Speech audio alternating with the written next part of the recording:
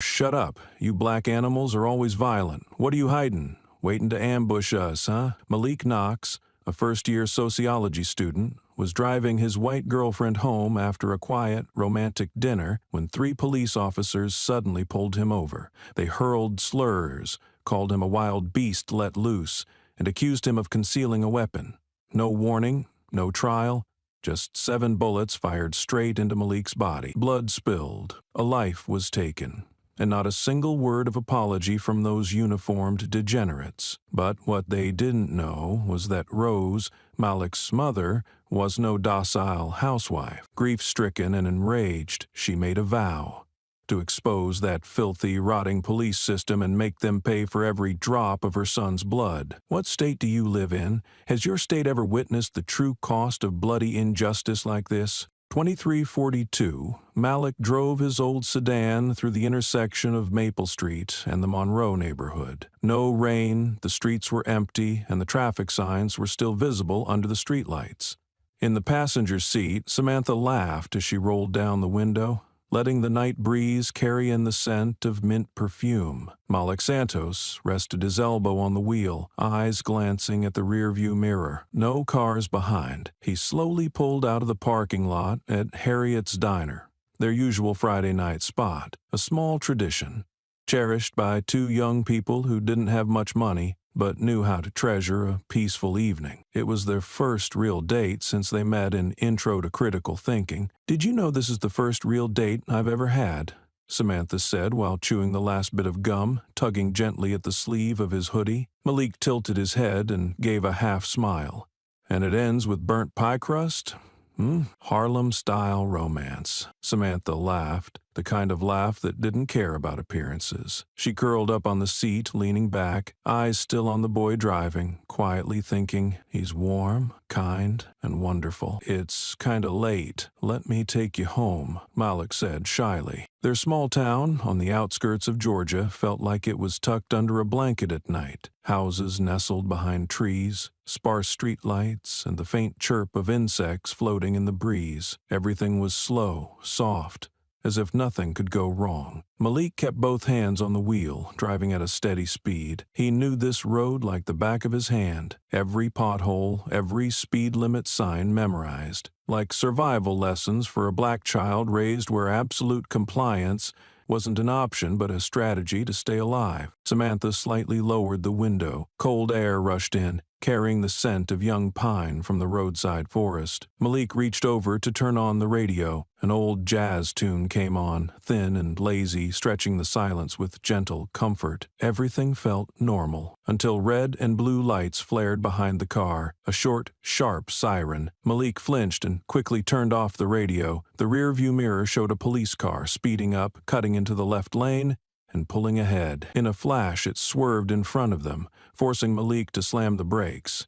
His heel dug into the floor, pure instinct. His heart skipped, not from fear, but from familiarity. That eerie sense all black people know. Something's about to go wrong, even if you did nothing wrong. "What is it?" Samantha turned, voice shaky. "Dunno," Malik said, placing both hands on the steering wheel, palms open. "Stay calm. It's okay." Malik blinked. The lights behind him were now inches away. He pulled over and stopped just beside the white line. "You didn't do anything," Samantha whispered. Malik didn't answer. His hands stayed neatly on the wheel, eyes forward.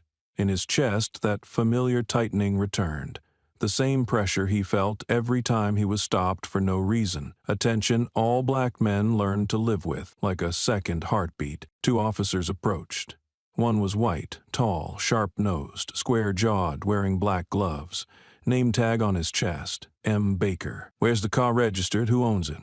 Where are you going this late?" His voice wasn't loud, but sharp. Malik looked at him, neither defiant nor submissive. "Taking my girlfriend home after class? It's my car. I live nearby." "What's with the attitude?" Martin narrowed his eyes, stepping closer.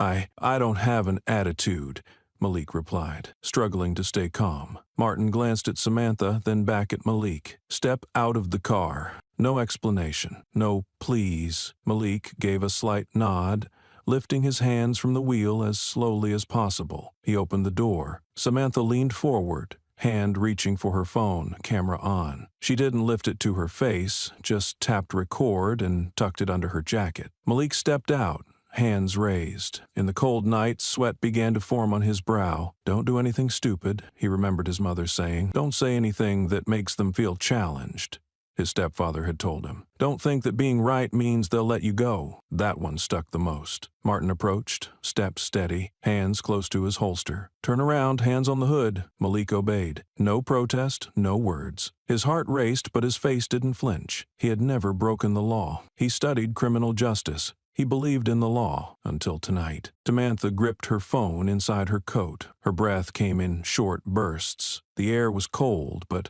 Martin Baker's footsteps were colder.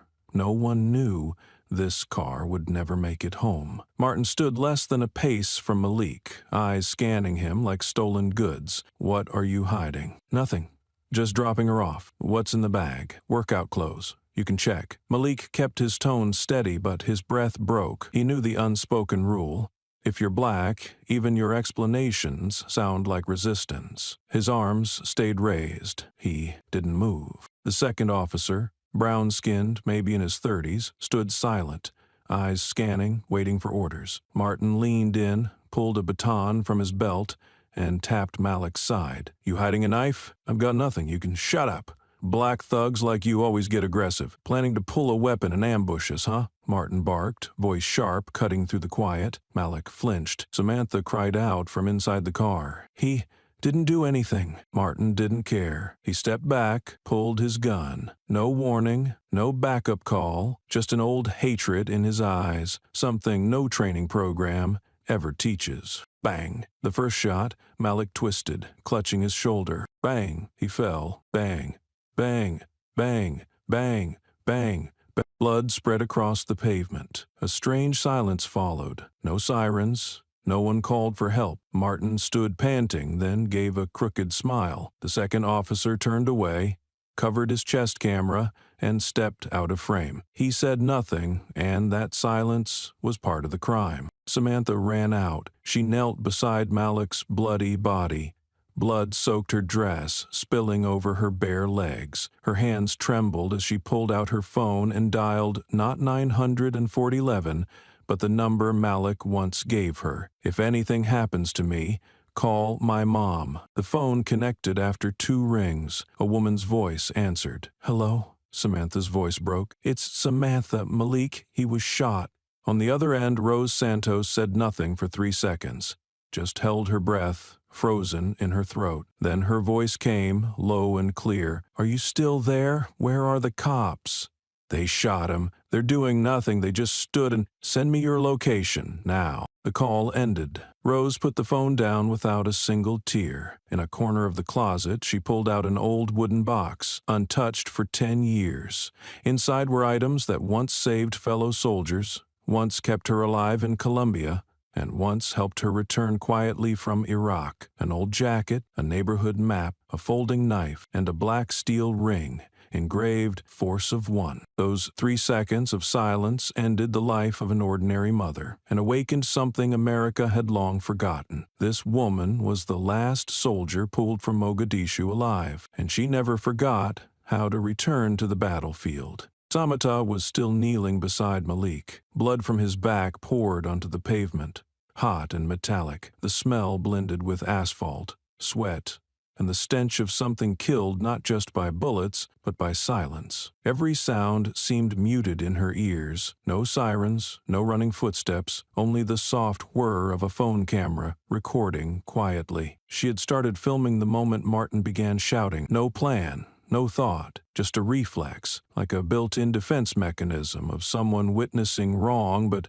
having no right to intervene. She didn't think it would be evidence, didn't think things would go this far, but now the phone inside her sleeve was the only thing standing between Malik and the only thing standing against the system that Martin Baker represented. When Martin fired the second shot, the camera frame jolted as Samantha flinched. But even with the tremor, the footage stayed clear. Malik's raised hands were still visible, his voice still audible. "I don't have anything." The bullets pierced his back 7 times. No warning, no resistance, no time for questions. Between the gunshots, Her voice cracked through the air. "He didn't do anything." The video also captured the smile afterward. Martin's smirk afterward. Not big, not long, just a crooked lift of the mouth, enough to sear itself into memory. This wasn't an accident.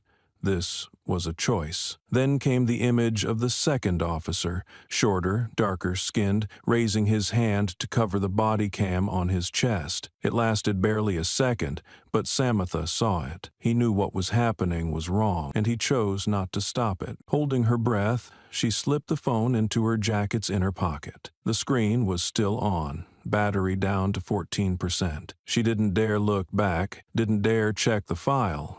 She only knew if they found out she was recording, the clip would never see daylight. It would be deleted, replaced with a false report, replaced with a unified testimony that Malik had resisted. Samantha wasn't a lawyer. She had no training in protecting witnesses. She was just a college freshman who once believed that the justice system, though slow, could sort right from wrong. But as the boy she held hands with less than an hour ago lay motionless on the street, she understood. Justice wasn't for everyone, especially not if your skin was the wrong color. She looked around. No pedestrians, no security cameras, just her phone and a memory that couldn't be erased. In a panic, she told herself, survive, get the footage out. Even if she didn't know how, even if she didn't know who to trust. She didn't trust the police, didn't trust the hospital, didn't trust local media, but she remembered what Malik once told her during a debate in class about justice. "My mom used to be a soldier," she said. "You won't always have the right to win, but you have to know when to stand." Samantha swallowed her tears. She stood, saw Martin still talking to the other officer, oblivious to her. She turned away, walked slowly, hiding her fear. But in her heart, she had made a decision: protect this truth until someone could do what was right. Hours after the shooting, Samantha sat silently in the frigid hallway of Riverside General. Pale fluorescent lights reflected off her dried, blood-stained hands. She didn't know if Malik was alive or dead. The doctors wouldn't let her in, wouldn't say. Only repeated one line, "Wait outside." Her phone screen was black now, 12% battery left. She didn't dare play the video, didn't dare relive what her eyes had seen and ears had heard, not from fear, but because she knew, if she saw it again, she would collapse. She texted her mom a short line. "I'm safe, don't call." Texted her best friend, "Don't trust the local news if you hear about a shooting." But the video, she didn't send it. Not by email, not on social media, not through public Wi-Fi. She'd read too many stories about lost devices, corrupted files, and evidence that disappeared. If someone wanted to bury the truth, the first step was controlling the flow of information. And in this town, the police controlled nearly all of it. An hour later, 2 officers walked into the hospital. Not to check on her. One wore plain clothes, introduced himself as Internal Affairs, and approached her with a fake, reassuring smile. He asked, "Did he use any substances? Did you two argue? Did you see any instability before the police got involved?" Each question cut like a blade. No one asked, did the officer shoot without cause? No one cared about the real reason. When they left, handing her a pamphlet on witness trauma counseling, Samantha didn't cry. She opened her phone, went into the Notes app, and typed one line. Malik Knox, 18 years old, student, no resistance, shot 7 times in the back. I am a witness. No one told her what to do next. No lawyers, no civil rights groups, no one from the DA's office.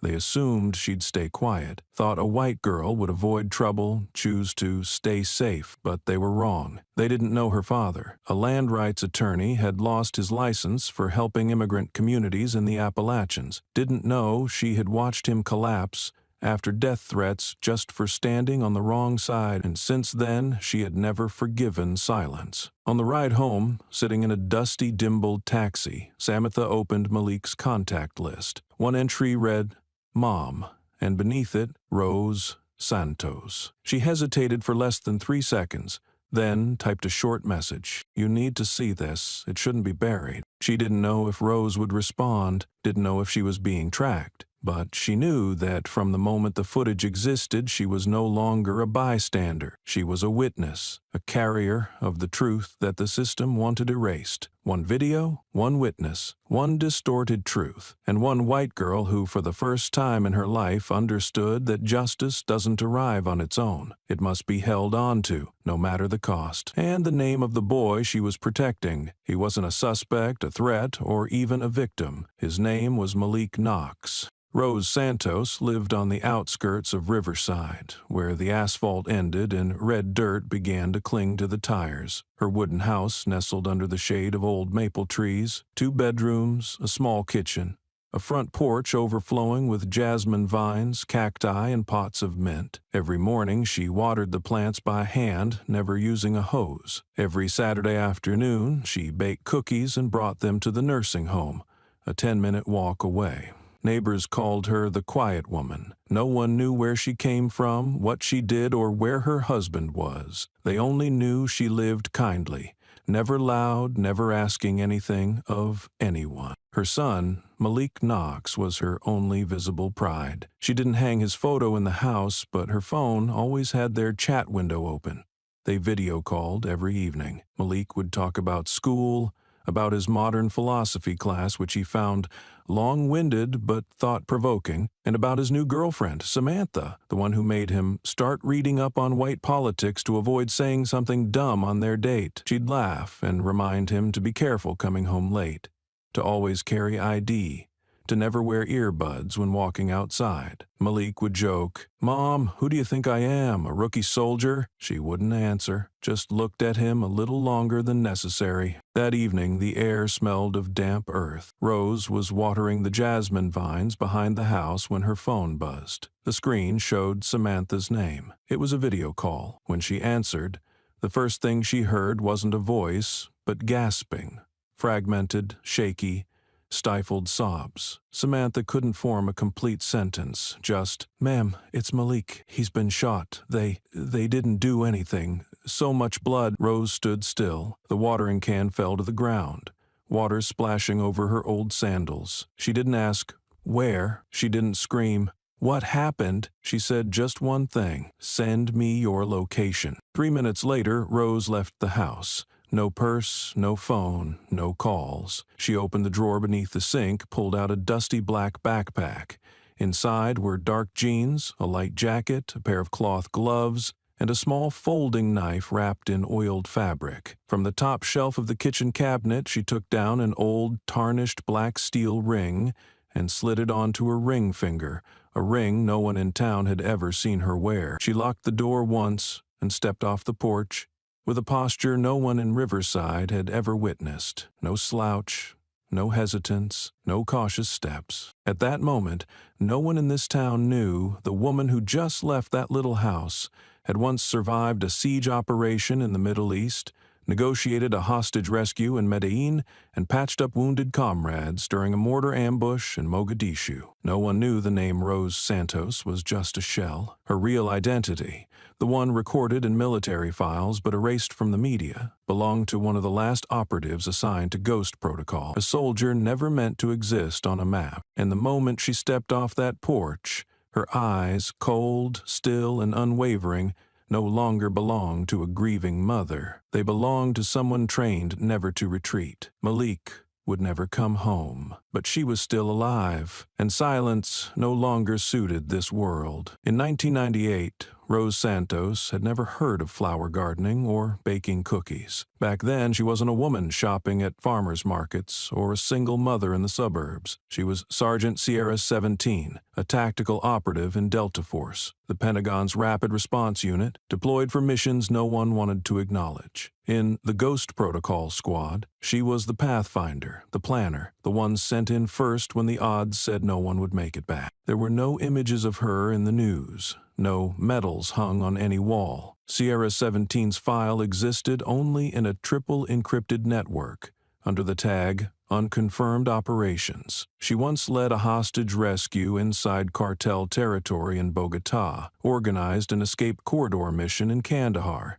and survived the ambush at Mogadishu that wiped out her entire unit. She crawled out of the rubble with a bullet less than an inch from her spine, carrying the bodies of 3 teammates wrapped in American flags. No one ever asked how she survived, because no one knew she'd been there. After that, Rose withdrew from the unit and filed for discharge. No honors, no farewells, just a decision to disappear from the map. She changed her name, burned all military records, buried her memories like a coffin sealed shut. She started over as a civilian with one purpose only: to make sure her son would never become a victim of another kind of battlefield called America. For 18 years, she never spoke of war. No guns in the house, no memorials, no back-in-the-day stories. Malik grew up not knowing his mother had once infiltrated enemy villages at night to rescue tortured soldiers. He only knew she was a good cook, kept a tidy home, and always stared at the TV a little too long when the news mentioned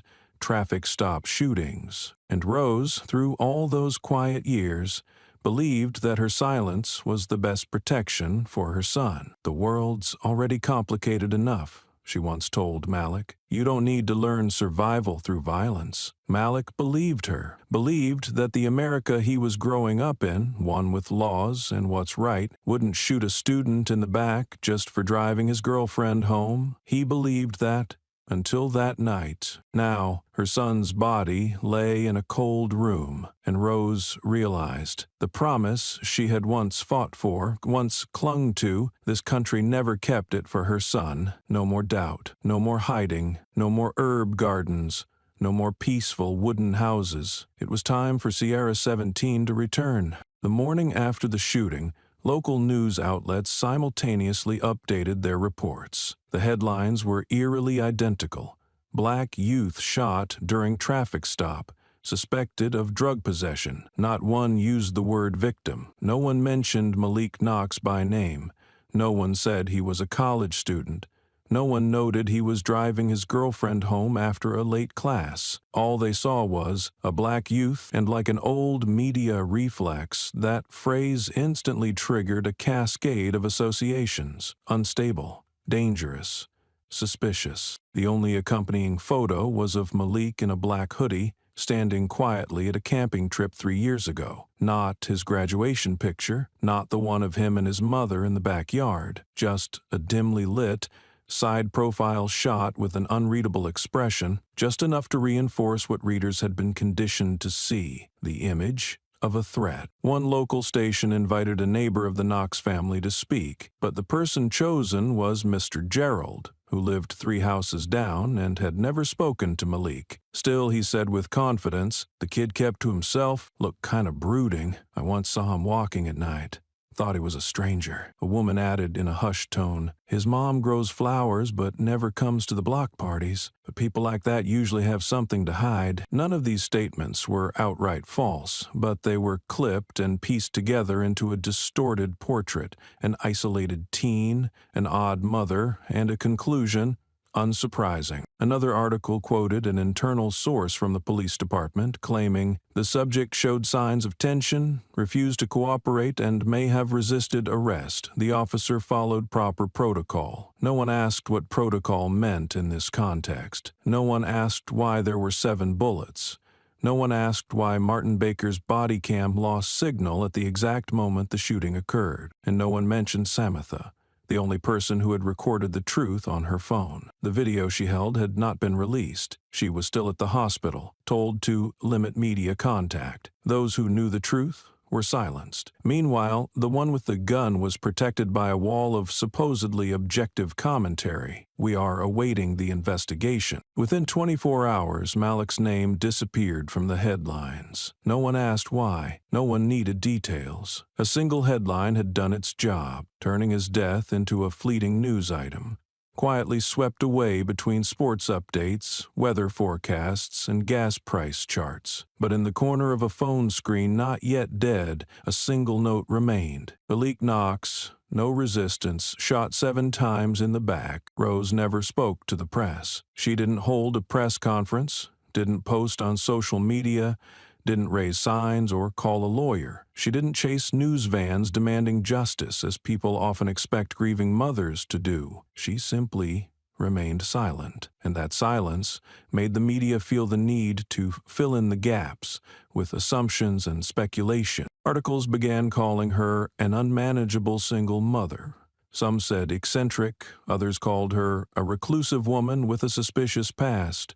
A few TV stations even invited behavioral analysts to suggest that Malik may have grown up in a non-traditional environment lacking male discipline. No one asked why she was unmarried. No one asked why she chose a quiet life. Questions weren't raised.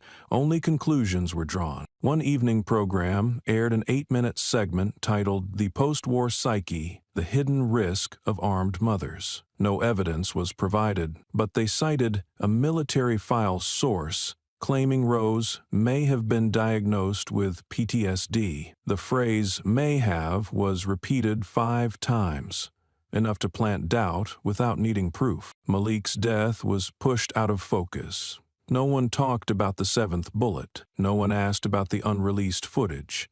The hot topic now was the risk of incomplete families. News outlets raised questions like, can a teenager without a father figure, raised by a former soldier, develop normally? The discussions revolved around psychology, but dodged morality. They analyzed behavior, but never touched on power. They dissected the deceased, but never the shooter. Malik had been a second-year sociology student. He once wrote a thank-you letter to the nursing home where his mother volunteered every week. He won a scholarship for an essay analyzing media bias against minorities, but no one republished those words. No one contacted his professors about his academic record. Now he was only referred to as a black youth suspected of threatening behavior during a traffic stop. And Rose? She was no longer the woman who shared mint plants with neighbors, no longer the one who brought cookies to the elderly, no longer the quiet mother. In the eyes of the media, she became an unpredictable variable,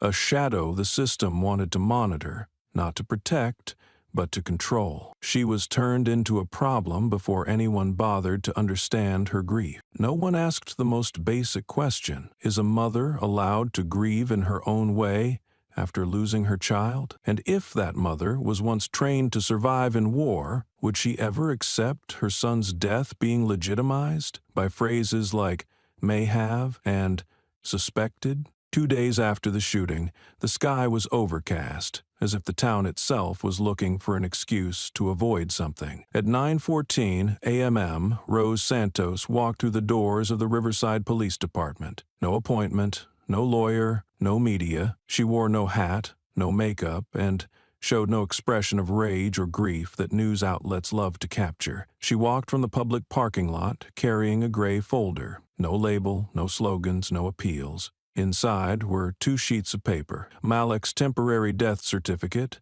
and his most recent semester transcript, the last line showing a 3.87 GPA and the note, eligible for honors list. The front desk clerk, a blonde woman in her 50s, looked at her through 3-inch thick plexiglass with a mix of surprise and caution. I'm here to speak with the investigator in charge of the Malik Knox case. Please fill out the civilian contact form and wait for file verification. Rose didn't write anything. She placed the folder on the counter, opened it, turned to those 2 pages, then closed it again. I'm not here for procedures. I'm here to ask who shot my son.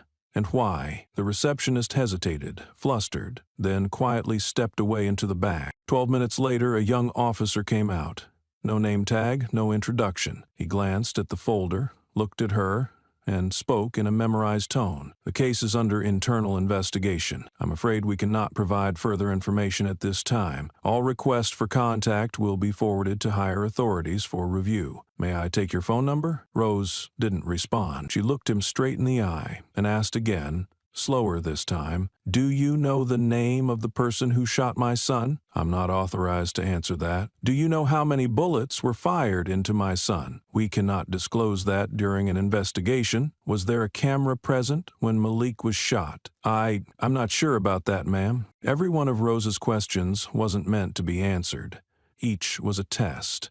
A measure of the honesty of a system barricading itself behind rules. All the responses were the same, evasive, indirect, like paperwork that instinctively avoids being read. No one lied, but no one dared to tell the truth. Down the hallway, a few staffers glanced at her, then turned away. A white officer with a coffee cup passed by, his eyes brushing past her in less than half a second. They knew who she was, but they treated her like an annoying visitor asking for the bus schedule. No one asked if she needed help. No one said, "Sorry for your loss," not a single apology. The iron gate behind the reception desk remained shut, and Rose understood this was not a place for the grieving. This was a place open only to those with the power to ask or the power to bury the answer. She picked up her folder, left no documents, signed nothing. As she exited the station, Rose didn't look back, but inside her coat pocket was a printout from the hospital billing statement that clearly read, "Officer on duty that night, Martin A. Baker." Faint ink, but legible. They hadn't spoken the truth, but she didn't need them to. All she needed was one name. After nearly 20 minutes of rejection in the lobby, Rose was led to the second floor. No one escorted her in. No one asked if she needed support. The precinct captain's office door opened to a cold space encased in concrete walls. Inside, a white man stood behind the desk, neat in his command uniform. He reached out instinctively, voice measured. "I'm Captain Ray Holloway. I'm sorry for the circumstances that brought you here." Rose didn't take his hand. She sat down, eyes locked on his face without blinking. No introductions. No small talk. She simply said, "You don't remember me, do you? Lieutenant Holloway, 17 years ago. Kanda. Bravo 6 base." He froze. A flicker of confusion crossed his eyes. His hand retracted, a second too slow. He sat. The air conditioning hummed softly, but the room suddenly thickened. Holloway cleared his throat. "I served there, but I can't say I remember every face. Many people came through. It's been a long time." Rose leaned forward, resting both elbows on the desk. Her voice wasn't raised, not accusatory, just a truth returned. "You gave the withdrawal order before the supply team completed their mission. You signed off on abandoning the logistics unit based on faulty intel about an incoming strike. But the strike never came, and the ones left behind nearly died, trapped in the storage bay. I was the one who went back to pull them out, while you filed a false report and got promoted 3 months later." Holloway clenched his hands. He tried to keep his tone steady. "That was a tactical decision, and no one died. No one died, but many lost faith in their leadership. I was one of them." Rose paused, then spoke plainly. "And now, nearly 2 decades later, I'm sitting in front of another leader, one who got promoted by staying silent instead of facing the truth." No more words were needed. Rose understood. He wasn't just a captain. He was the final piece in a power circle, where morality was traded for rank, where failure got buried in non-actionable reports. Malik was shot under the watch of someone who once abandoned his own men. Now Holloway ran the entire precinct, and he didn't recognize the woman who had once saved lives at that base as the mother of the boy gunned down by his officers. "I'm not here for your condolences, Holloway. I'm here to see whether this time you'll do the right thing or stay silent to keep your chair." The air froze. This was no administrative visit. It was a rematch between two people who had survived the same battlefield but walked away with different choices. One hid the truth to rise. The other remembered to never become like them. Holloway didn't respond. He tapped his fingers lightly on the desk, then said, "Everything will be handled by proper procedure, Mrs. Santos." "Procedure?" Rose stood. "You used that word 17 years ago. I didn't trust it then. I trust it even less now." She walked out without looking back. But this time, she didn't leave empty-handed. She carried memory and a confirmation. This system won't change on its own. Someone has to force it. And she knew exactly who she was in this game. Not someone begging for justice, but someone who would force justice to come forward. Rose returned home around 2 a.m. The neighbors' lights were off, and only the sound of insects tapping against the wooden window frame filled the silence. She didn't turn on the lights, didn't make tea, didn't take off her coat. She simply placed her backpack on the floor, pulled out a chair, and opened the old laptop still sitting on the dining table, the same one once used to teach Malik about military maps, coordinate systems, and how to read terrain from satellite images. Now, it had become her tool to track down her son's killer, not with a mother's intuition, but with the skill set of a former special operations agent. An encrypted hard drive was hidden in the kitchen cabinet, tucked between two flour containers. She plugged it in, entered a 32-character password, each part a name of someone who had died alongside her in combat. When the screen finally loaded its outdated interface, she selected the tab Special Access, Civilian Affairs, and Internal Feedback Network. This access was no longer common, but for someone who had served in counterintelligence tactical units, she knew how to preserve entry paths, as long as one knew where to look for loopholes. 4 hours straight, her eyes never left the screen, her fingers typed in silence. Rose searched the name Martin A. Baker across every database, personnel logs, dispatch records, and unpublished civilian feedback reports. At 4:47 a.m., a line of data finally appeared. Case 1. March 2017. A black man's nose was broken by Baker during a traffic stop for faulty taillights. The report stated the individual was uncooperative, but witness testimony confirmed he hadn't spoken yet. Conclusion: reasonable defensive action. Case 2, October 2019. A high school student was pulled out of his car in front of the school at dismissal. No valid reason was cited for the stop. Parental complaints were dismissed as camera feed from the checkpoint was lost. No disciplinary action taken. Case 3, May 2021. A single mother was shoved to the ground by Baker in front of her 5-year-old daughter for parking against traffic. She filed an internal complaint. The report was dismissed for lack of independent witnesses and absence of video footage. The file was labeled "No further action required." 3 cases, 3 different years, 3 unrelated black individuals, and 1 name repeated in each report: Martin A. Baker. No charges, no disciplinary record, no restrictions were placed. Each time his name appeared, then disappeared, as if someone had carefully wiped the trail clean. Rose was not someone who jumped to conclusions.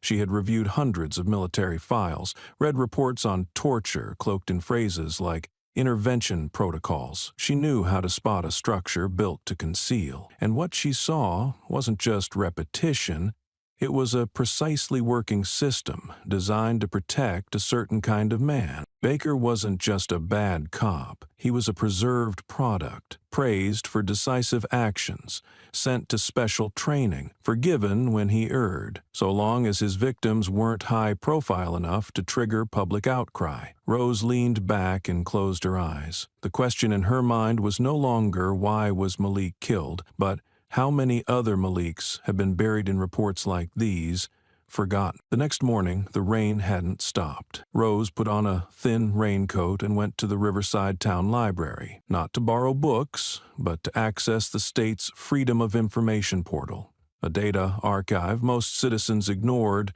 but where the system couldn't hide everything. She sat at the last row of computers, choosing a discreet corner. Only a few elderly people read newspapers, and a staff member manned the desk. No one paid attention to a graying woman staring intently at her screen. She typed in Martin A. Baker. Within minutes, his service record appeared. Most entries were written in sterile professional HR language, clinical and devoid of emotion. But Rose wasn't looking for apologies. She searched for a pattern, and it showed up sooner than expected. Officer Baker was commended 3 times for decisive actions in high-risk situations. Trusted participant in sensitive population control initiatives. Selected for the state-certified Urban Tactical Discourse Program. That last phrase made Rose pause. She opened another tab and accessed archived defense budget documents. With her veteran credentials and some interface workarounds, she traced the origin. The Urban Tactical Discourse Program wasn't just a training course.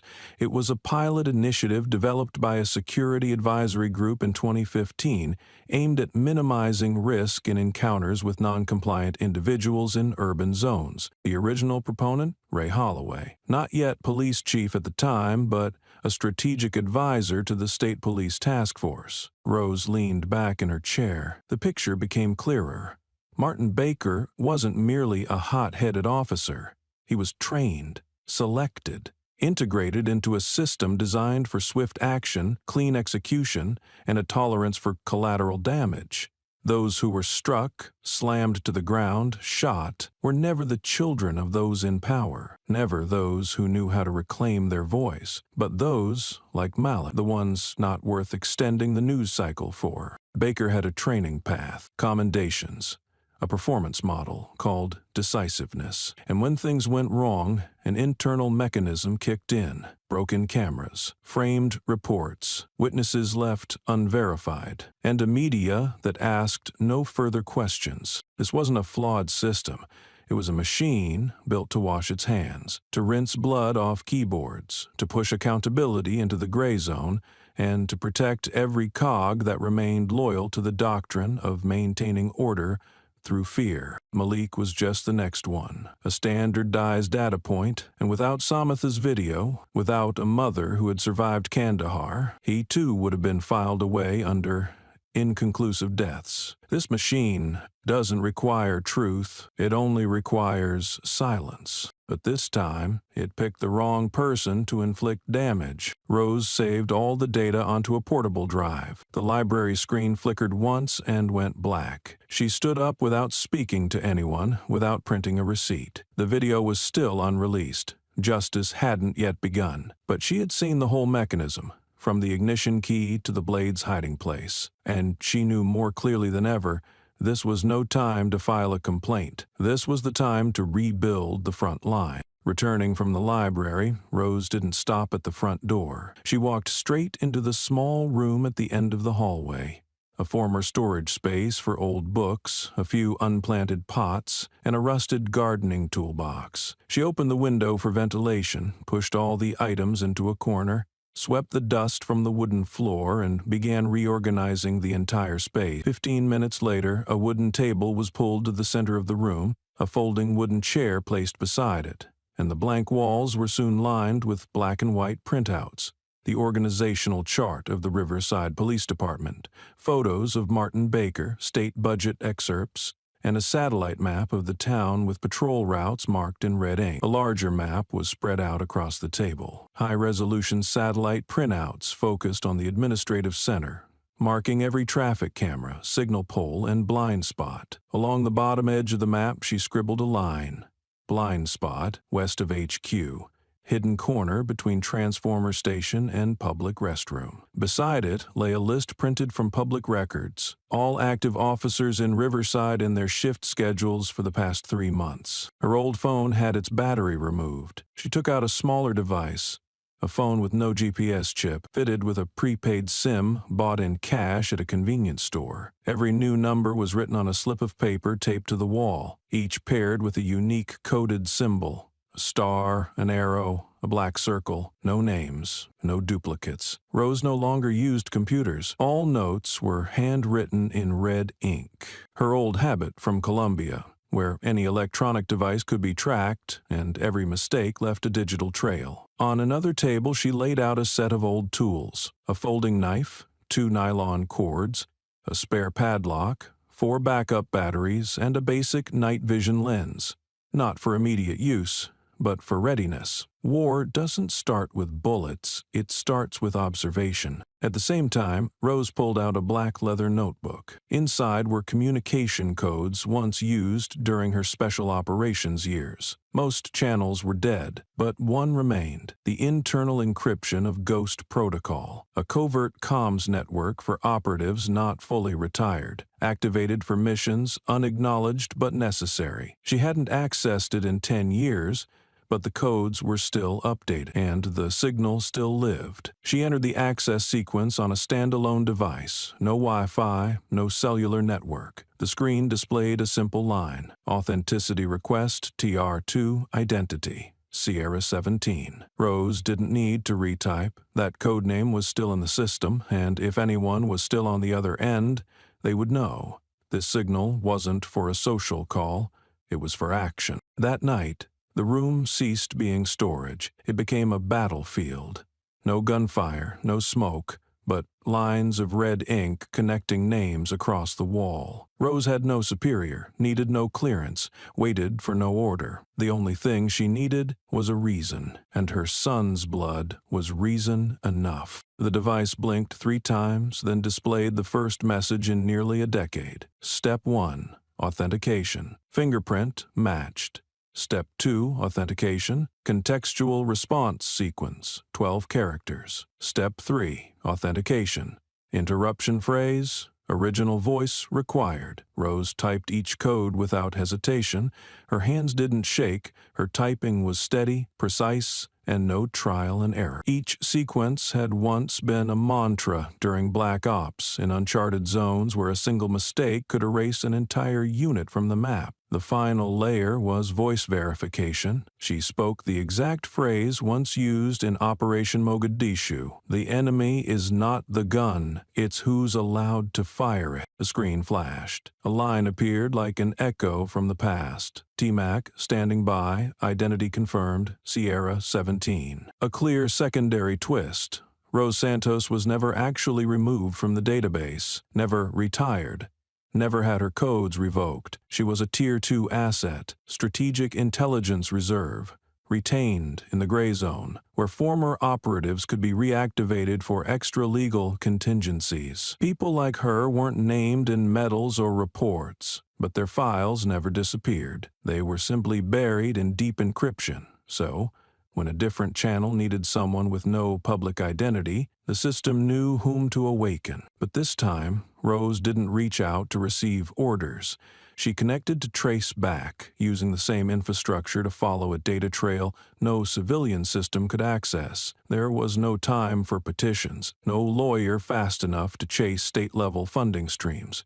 She needed to know where the money came from, who was being protected, and who was pulling the strings behind the unresolved violent incidents. After 2 minutes of silence, the device showed the second confirmation. SIR-11 MEX, temporary stream, opened. SIR-23, status unstable, limited parameter analysis. Station has received signal. Rose didn't request action, no airstrikes, no ground team support. Her first instruction contained just one line. Request relay of Tennessee Tactical Budget Data Proposal Group, Holloway, Program Urban Communication Tactics, Usage, Law Enforcement Personnel, Training. Nearly 3 hours later, the first file arrived. Encrypted, unnamed, transferred from an auxiliary server of a dual-use research division. Next came a schematic of interagency networks, showing the link between Riverside PD and the Special Incident Response Committee, where one member once served under Holloway. A short message from Sierra 11 appeared. This isn't just police. There's policy in it. Be careful opening the next one. Rose wasn't surprised. She'd known from the start. For a cop like Martin Baker to kill 3 people without prosecution, he couldn't be backed by just a station chief. There had to be a system. There had to be funding. There had to be a policy. That night, as data packets kept streaming in, Rose sat still in the small room. No lights, no music, no sighs. She stared directly at the command screen. Her eyes were no longer those of a grieving mother. They were the eyes of a special operative awaiting a complete report to identify a target. The Rose stayed up all night. In the small room that once served as a storage space, the desk lamp burned steadily, casting a yellow glow over walls covered in sticky notes and pinned maps. She no longer worked like a grieving mother, but like an intelligence officer, peeling back the layers of a dirty operation. The encrypted data had been decoded. Administrative files, once seemingly harmless, were now rearranged into a murderous trail of evidence. From lines of code, Rose traced the last 2 names involved in Malik's case, names the media had ignored: Luis Rodriguez and Daniel Thompson. Rodriguez, Grexham, 42 years old, was decorated 3 times for handling urgent situations, but deeper in his record were 3 internal investigations, all closed within 3 weeks. The first incident, June 2015, a 16-year-old boy was shot 4 times while running from a convenience store. holding a phone. Rodriguez claimed he thought it was a gun. The security footage was blurry, no charges. The second. In 2018, Rodriguez shoved a 60-year-old black woman to the ground during a traffic stop. She died of a broken neck. The report concluded the victim panicked and fell. No apology, no indictment. Daniel Thompson, the younger officer, had served in the rapid response team, noted for community conflict resolution skills. But Rose uncovered a detail that had been overlooked. 4 civil complaints in 5 years, all dismissed as lacking sufficient evidence. One involved him pulling an African-American student off a school bus for looking suspicious. The student suffered a broken arm. The medical system reported it, but no charges were filed. Another case involved a homeless man found with a head injury. Thompson was the last patrolling officer to see him alive. Rose printed all the records, marking every timeline and incident location. She cross-referenced shift schedules, patrol maps, even lists of witnesses who had either relocated or withdrawn complaints under non-disclosure agreements. Some videos lasted only 32 seconds instead of 3 minutes. Some reports had formatting inconsistencies, signs of post-submission editing. Gradually, the bloodstains of the past connected. No longer 3 isolated cases, 4 dead, 5 wounded. It became a complete map of cover-up, where mid to high-ranking officials left traces. The person who signed off on halting investigations, the one who authorized destruction of evidence, the one who facilitated voluntary resignation. All arrows pointed back to the Riverside Police Department, where Martin Baker, Luis Rodriguez, and Daniel Thompson were all praised as part of the Urban Order Protection Initiative. 3 names, 6 lives lost, no verdicts delivered, no apologies sent to families. Rose stopped her hand, pinned the last sheet to the wall, a dense red vein diagram where each line of blood was a data point, each death a piece of proof, and each internal report merely a carpet laid over corpses. Rose didn't send the evidence to the press. She didn't trust the same local outlets that once labeled her son a non-compliant suspect. Nor did she share the videos on social media, where truth could be twisted, cropped, or reduced to a fleeting trend. Instead, she began building personal dossiers for the 3 names: Martin Baker, Luis Rodriguez, Daniel Thompson. 3 men in uniform living off others' blood, 3 names that had escaped accountability for nearly a decade. Each dossier was divided into 3 parts. The first, their professional history, dates of hiring, training, past assignments, direct supervisors, and every medal or commendation ever received. These appeared to be praise, but Rose treated them as reverse trails, finding who signed off, who sponsored their rise, and who stood behind the escalation of their power. The second part contained complaints gathered from internal reports, civil filings, public records from the state of Tennessee, and leaked conversations Rose retrieved through her old networks. None of the cases had been properly addressed, but that only made each detail more valuable. A handwritten line instead of typed text, a read receipt, and an email exchange between the chief inspector and an internal affairs coordinator. A sudden resignation letter from an independent investigator after meeting a witness. The third, and most meticulously compiled, section documented the cracks in each case. Rose circled every logical flaw in red ink. A testimony overlapping with a shift at a different location. A voice recording cuts off at second 47 right when a scream was heard. A surveillance camera reported malfunctioning, yet was used in full 2 days later in a separate case. A witness from the neighborhood after filing a complaint was abruptly transferred out of state due to internal personnel adjustments. Each fragment was a dismissed clue, but when ordered chronologically, they formed a structural contradiction to the official narrative. No one had paid attention to these fragments for years. No lawyer had dug into the third layer, no journalist had been patient enough to review wording in official memos. But Rose didn't overlook them, and it was precisely these seemingly harmless details, those the system thought irrelevant, that became the Achilles heel of the very machinery that had consumed her son. Because she wasn't trying to prove innocence, she was proving who had once known guilt, but chose silence. On the wall, the dossiers thickened by the hour. Rose wasn't exposing individual men, she was exposing the system that shielded them. And she knew to bring them down didn't require a loud assault, just a sharp enough drill aimed precisely at the fault line and pressed at the right spot. 3 weeks after Malik's death at exactly 3:14 IE Mom, Martin Baker jolted out of bed, not because of a nightmare, but because of a voice, deep, steady, and disturbingly familiar. It came from the landline phone in his kitchen. No one had called. No number showed, but the sound echoed like a recording rewinding through time. "I don't have anything.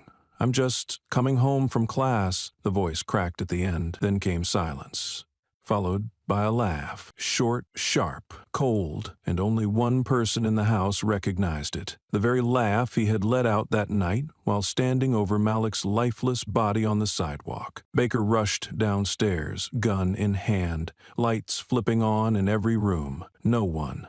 Doors locked. No flashing alerts from the security system. He checked the phone. No incoming calls, no voicemail, just silence, but the kind that sticks like gunpowder residue. He wasn't alone. At that same moment, 7 miles away, Luis Rodriguez received a small package, brown-wrapped, no return address. The postage stamp was faded, an in-state mailer traced to a long-abandoned property. Inside was a blank black USB. He inserted it into his personal computer, one audio file.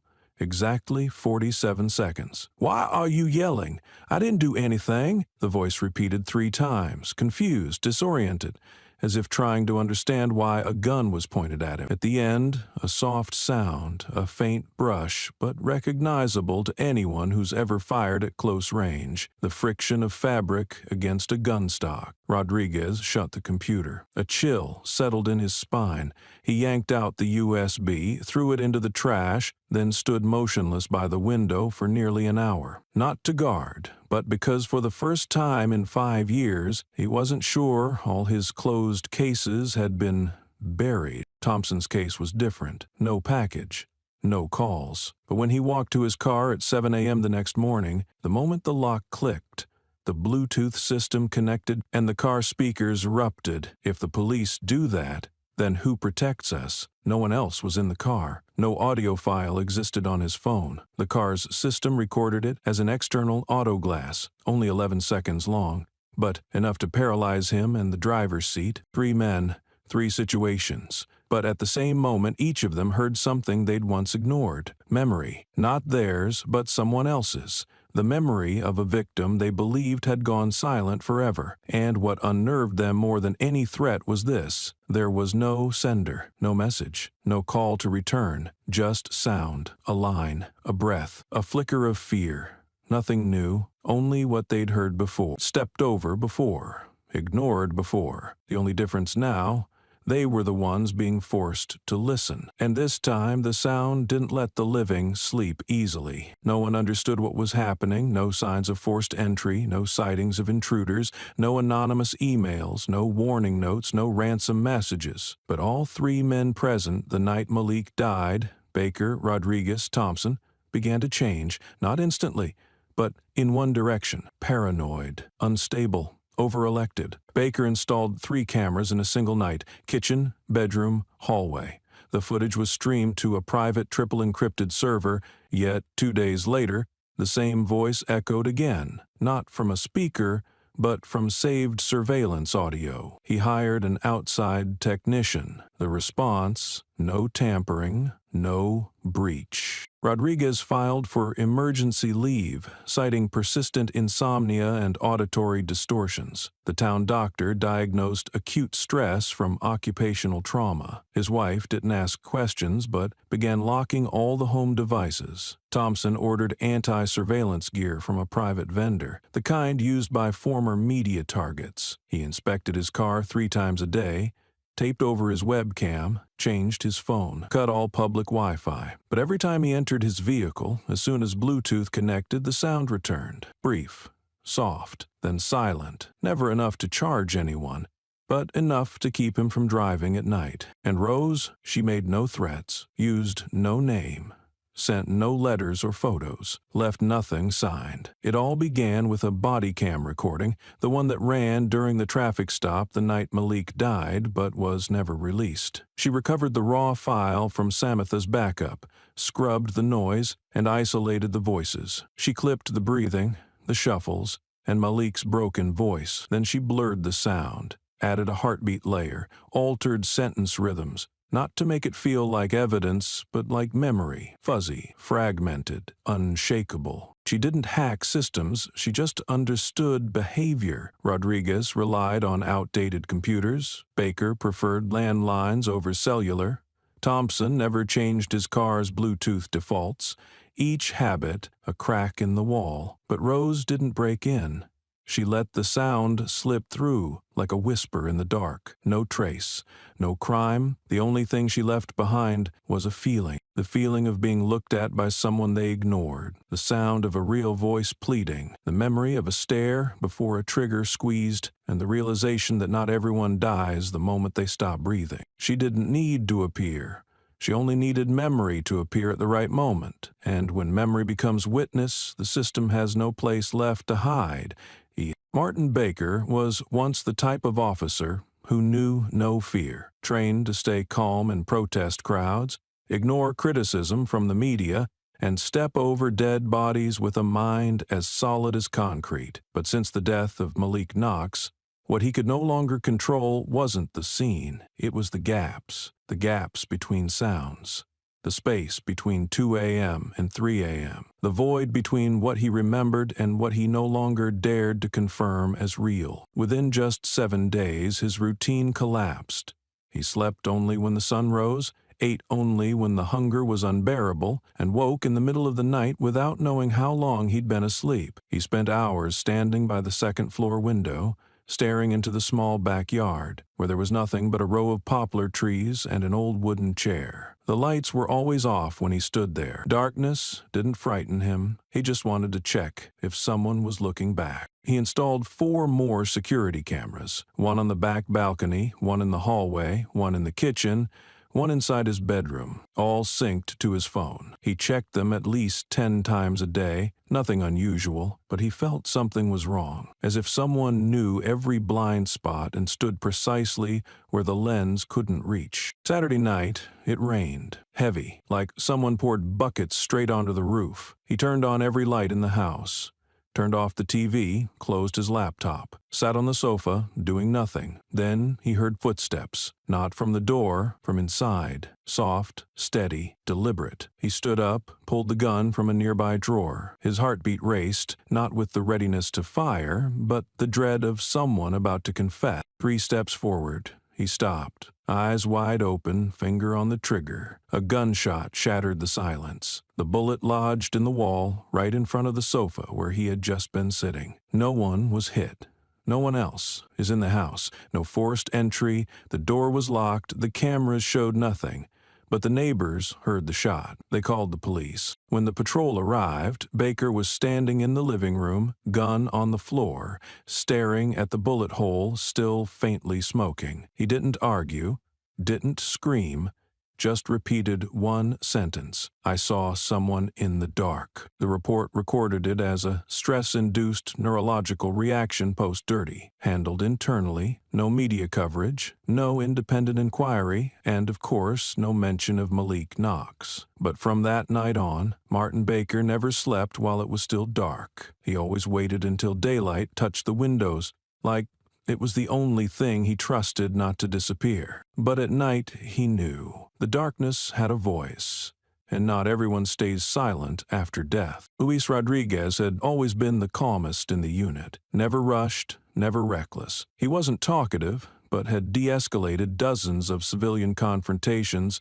without drawing a baton. Internal records called him an ideal officer, compliant, composed, non-confrontational. But after the night Malik died, and after the 47-second audio clip played in his living room, a clip with no images, no sender, no threats, Rodriguez began slipping into a state No training manual could teach him to escape. It started with insomnia. He told colleagues it was just work stress. But by the second week, he began recording himself while sleeping, not for snoring, but to see if there were voices that weren't his. He set a mic on his phone right beside his pillow. Each morning, he played back every minute, ear pressed to the silence, waiting for someone or something to speak from the void. When he found nothing, he moved on. He dismantled the TV from the wall.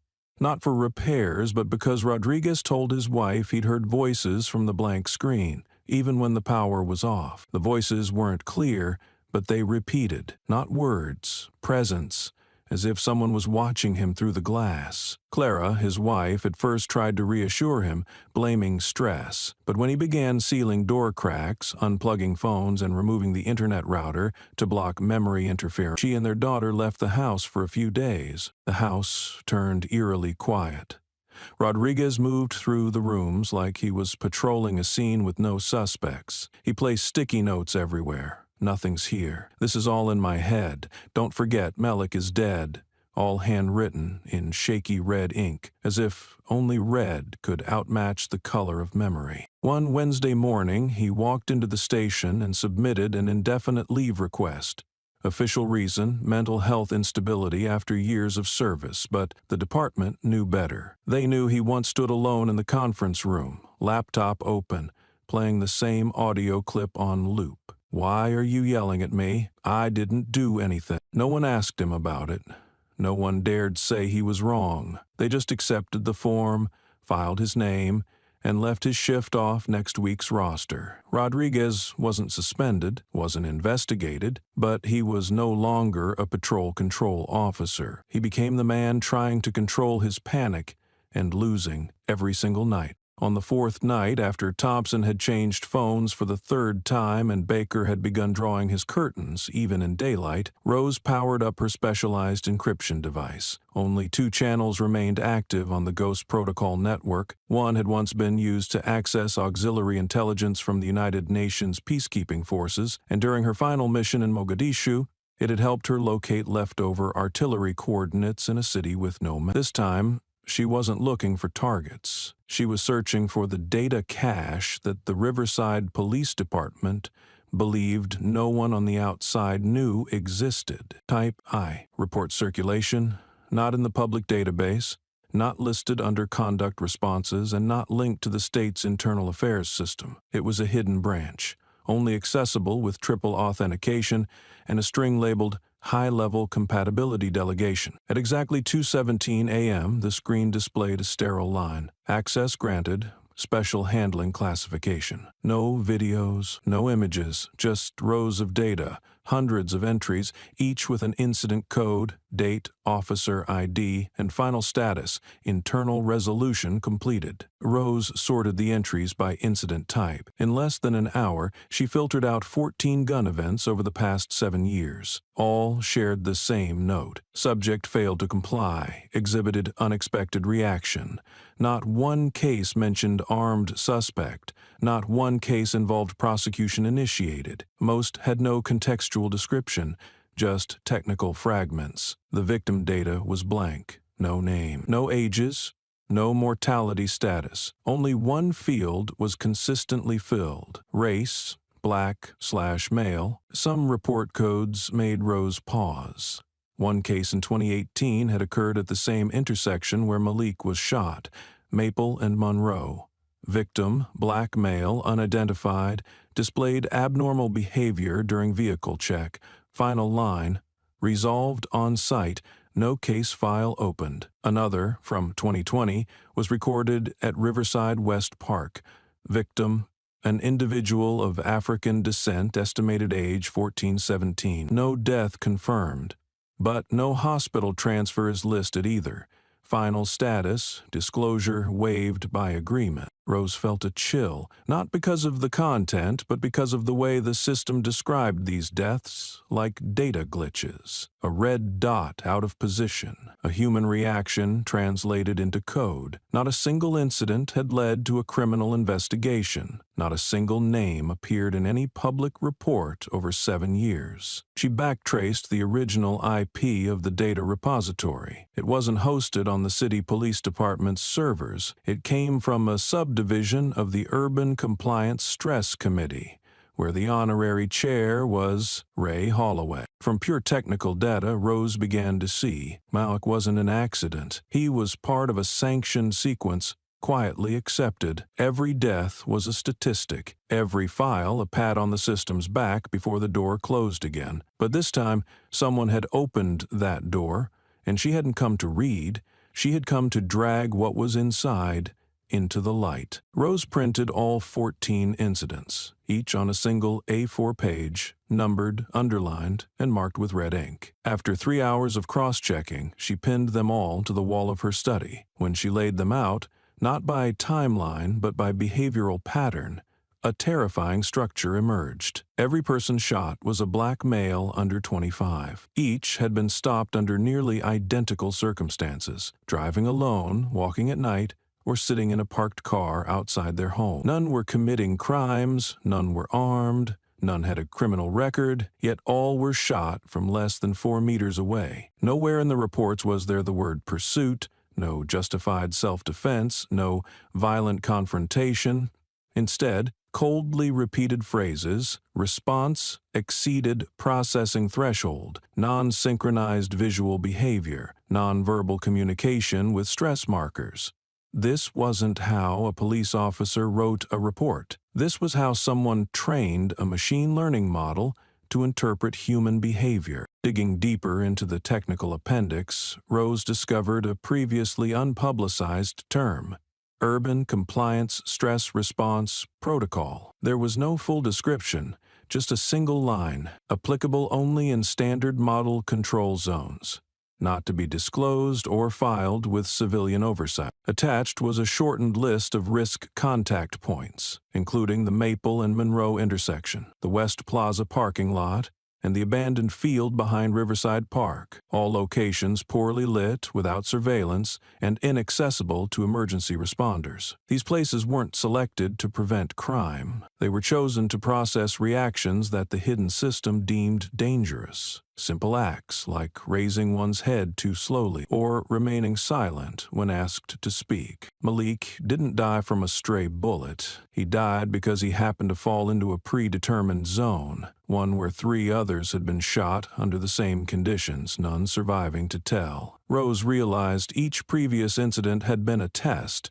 to gauge whether the public would accept it, and when no one spoke out, when no case was pushed to trial, the system escalated. It was legitimized under a name long enough to blur its meaning: Urban Compliance Stress Response Program. Everything in the file pointed to one truth: this wasn't a mistake. This was standardization. The people who were shot weren't random victims. They were non-compliant variables in a human-constructed model, armed with state-sanctioned firepower and protected by internal protocols. Rose stood before the wall. Everything she once believed about incidents crumbled. Malik wasn't the first, but she would make sure he was the last, not by killing the 3 who pulled the trigger, but by exposing the thing that made them pull it without hesitation. 3 days after the video of Malik's shooting began circulating online, no source, no watermark, no origin trace, the name Samantha Keller started emerging from the shadows. It began with random comments under the clip. "Who's the brown-haired girl? Looks like a student from South State." An hour later, someone pulled up a photo from her high school graduation. Then came beach pictures, shots with an ex-boyfriend, and family vacation photos in Colorado, all branded with a bold red label, "Race Traitor." Her phone number was posted on an extremist forum, accompanied by a caption, "This is the girl who made up lies to frame the cops." In less than 24 hours, she received over 200 messages. Half were violent images, rape threats, or repeated taunts. "You think you saved someone?" Her Instagram got mass reported. Her email was locked. Even her bank account had 3 failed login attempts in one afternoon. Samantha didn't respond, didn't post anything, but she knew silence won't save anyone when people are determined to destroy you simply for existing. Her family got pulled in. Her parents received an anonymous letter with a photo of their house taken from afar. Her 10th grade sister overheard classmates whispering, "Did your sister sleep with a black guy and kill a cop?" One night, eggs were thrown at the house. Her mother's car window was scratched with the words, "Who do you support?" No one was caught, but a neighbor vaguely saw someone in uniform exiting the side alley. Samantha once believed the truth would find a home, that if things were clear enough, images, voices, proof, justice would find a way. What she didn't expect was that the truth isn't welcome in places where silence is considered a virtue. Classmates avoided eye contact. Professors didn't call her name during discussions. The student advisory board sent a polite email. "Perhaps you should take a temporary leave this semester for your privacy and mental health." She read it, unsure whether to laugh or cry. No one accused her of anything, but everyone treated her as if she had committed an unforgivable mistake, not because she lied, but because she told the truth. So clearly, so precisely, it couldn't be ignored. And that was the real cost, in a town that had never been taught how to face itself. She once thought she belonged here. The tree-lined sidewalks, wooden benches, the familiar coffee shop. But now, every step across campus halls carried suspicious glances. Every unread message sent a jolt, and every night before sleep she had to wonder, would tomorrow still be safe? Just because she dared to stand with a black boy killed without cause. The town changed its tone. No more subtlety, no more polite avoidance. Every glance, every interrupted conversation, every unmarked envelope delivered one message. She didn't belong here anymore. Not if she still held the truth. Samantha understood not because anyone directly threatened her, but because of the silence from people who once greeted her each morning. Now they passed her like she was a crack in the wall. No one dared to touch, but everyone hoped would disappear. Under relentless pressure, Samantha decided to leave town. Not out of fear, but because she knew the enemy no longer hid. The threats came with real names. The emails were sent from internal school accounts. The headlights shining into her bedroom window at 3 a.m. weren't accidents. This wasn't the white civility her father once believed would protect those who lived rightly. This was a structure in which truth-tellers were the threat, regardless of skin color. Before leaving, Samantha sent Rose a short message. "I need to see you one last time." They met at the wooden house Malik once called home. On a gray, windless afternoon, Samantha arrived with an old crossbody bag, not filled with clothes or personal items, but heavier things. A USB containing the full unedited body cam video with original audio, printed threats from emails, timetables with IP addresses, a copy of the hospital report, confirming no drugs in Malik's system, bullet entry from the back while standing still, and finally a green notebook, handwritten notes of everything she remembered from that night. Every word, every glance, every insult, every scream. She placed it all on the table, silent for minutes. Rose didn't ask. Both knew that the moment needed no narration. Samantha stood, her voice hoarse from sleeplessness. "I'm not sure if I can help anymore, but if someday this all comes to light, at least let no one say Malik stood alone." Rose nodded. No promises, no praise. She simply picked up the notebook, opened it to the first page, and read Samantha's line. "Not everyone who dies is gone, and not everyone who survives gets to live." Samantha left the next morning, alone. No forwarding address, no school notice, no goodbye post. She didn't vanish. She withdrew at the right time, because she knew this fight needed people who could stay without trembling. People like Rose. And Rose, now, wasn't just a grieving mother. She was the one who held the entire truth. The evidence was now in safe hands. The witness had left, but memory remained. And that memory would be the spark for everything about to ignite. Rose didn't start with the incident reports. She started with the budget. one of the battlefield's most brutal truths. Bullets don't fall unless someone signs off. Using internal financial data collected through the GHOST protocol network, she traced the stream of state-allocated funding that had flowed into the Riverside Police Department over the past 8 years. On the surface, they were labeled as capacity-building grants, urban tactical training expenses, and community surveillance model transitions. But deeper in the appendices, one name appeared again and again, a constant current beneath the bureaucracy. State Security Commissioner and senior member of the Tennessee Homeland Security Council, that name wasn't unfamiliar to the military. Mullins had served as a campaign advisor in Afghanistan from 2005 to 2011, known for proposing the rapid reflex reconditioning model for mentally unstable special ops units. After returning, he didn't retire. He pivoted into civil security policy strategy, bringing battlefield mentality into domestic law enforcement. And the terrifying part, no one stopped him. Documents showed Mullins as the initiator and signatory of a series of statewide programs, including the Urban Compliance Stress Response Protocol, UCSRP. Legally, it was framed as a training framework for behavioral adaptability in community unrest.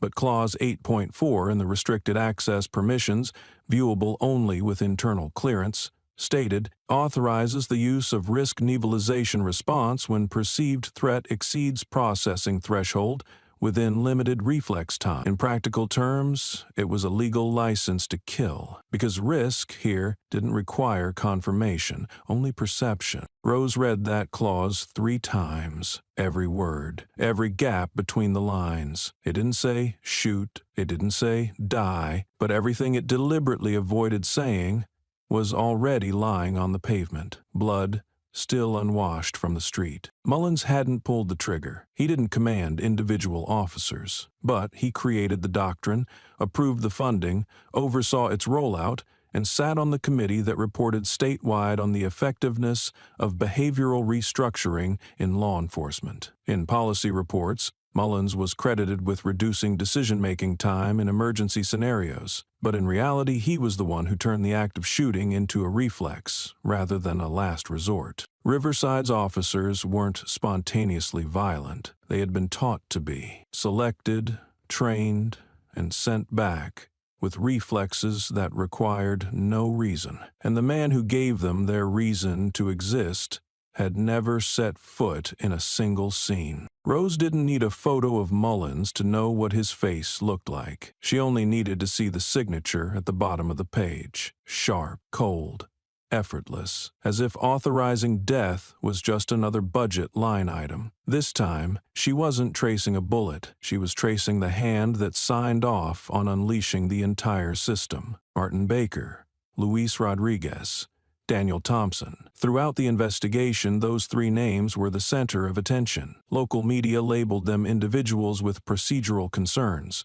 Internal reports called them subjects for further professional review. But Rose now viewed their files with different eyes, no longer as rogue actors, but as tools, selected, placed in position, time to test community response and legitimize a doctrine being piloted at the state level. Cross-referencing personnel data, Rose discovered a match. All 3 had once trained at the same facility, the Reflexive Tactical Response Training Center, located on the eastern outskirts of Nashville, directly funded by the Tennessee Homeland Security Council. The center didn't appear on civilian maps, no official website, yet within budget tracking files recovered by GHOST Protocol, it had received over $6 million in the past 3 years, labeled as Level 3+, officer training, for latent social stress response environments. Every officer connected to the 14 shooting incidents Rose had collected, not just these 3, had a single line in their record: exceeded reflexive response threshold at training center. No explanation, no test results, but that one line allowed them to be deployed anywhere without local review. Mullins was the architect, the center was the programming station. Officers like Baker were the downloaded prototypes, released into the streets with one mission: to react like soldiers, even when there was no war. Rose reconnected her map. The Monroe and Maple incident. Malik, executed by Baker. The West Plaza shooting. Rodriguez, the elderly woman pushed down. Thompson. All had taken place within urban risk containment zones, defined by Mullins himself in Memorandum 19A/Protocol. No public cameras, no media priority, but all shared a chilling commonality. Whenever a fatality occurred, the officers weren't immediately suspended. They were sent for psychological evaluation at the same facility. Rose understood instantly. It wasn't an evaluation, it was reprogramming. Those who pulled the trigger were protected under the guise of occupational trauma, returned not to heal, but to be recalibrated, kept within the reflex path the system depended on. Looking at the full chart, Rose saw clearly. The three names the public hated were just disposable covers. If they fell, the system would send out three more, as long as the core behind it remained hidden. And that core was people like Mullins, opaque funding flows, and ambiguous ethics boards that needed only a few words to turn a fatal shooting into optimal response in high-stress environments. Rose pinned three photos to the board: Baker, Rodriguez, and Thompson. Drew a red line through them. Below it, she wrote one final line: "No encryption required. The hand that strikes may change. The hand that permits, that's the real target." At 7:13 a.m., every local news outlet received the same email. No sender, no return address, just a simple subject line: a mother's final word. Attached was a photo of a handwritten letter, the paper yellowed, the cursive slanted and steady, as if rewritten many times before being sent. It wasn't a complaint, no legal citations, no demands for justice, just an inked recording meant for no reply. The mother should not outlive her child, not because she is weak, but because there's nothing whole left to keep living for. I've gone everywhere, carried all the evidence, stayed silent long enough, tried to believe the system would listen. If I spoke gently enough, properly enough, at the right time, but maybe I was wrong. Maybe black mothers aren't meant to write letters.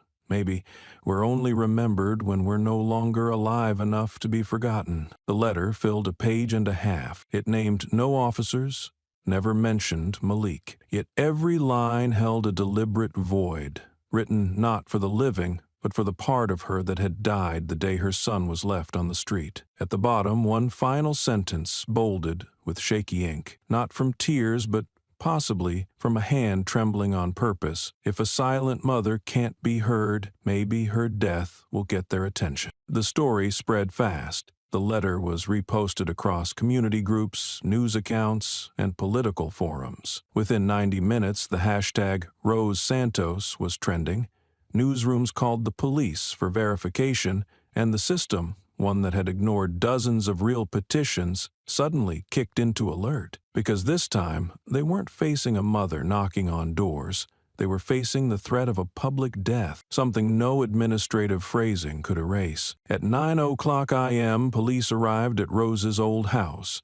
The door was locked from the outside, no sign of forced entry. A forensics team was dispatched as if handling a suicide scene. Reporters gathered behind the fence, cameras pointed at the front porch window, where white jasmine had once bloomed. But there was no Rose, nobody, no blood, only a brown suede journal lay on the wooden table in the living room, its pages marked with a black ribbon. It was Malik's diary.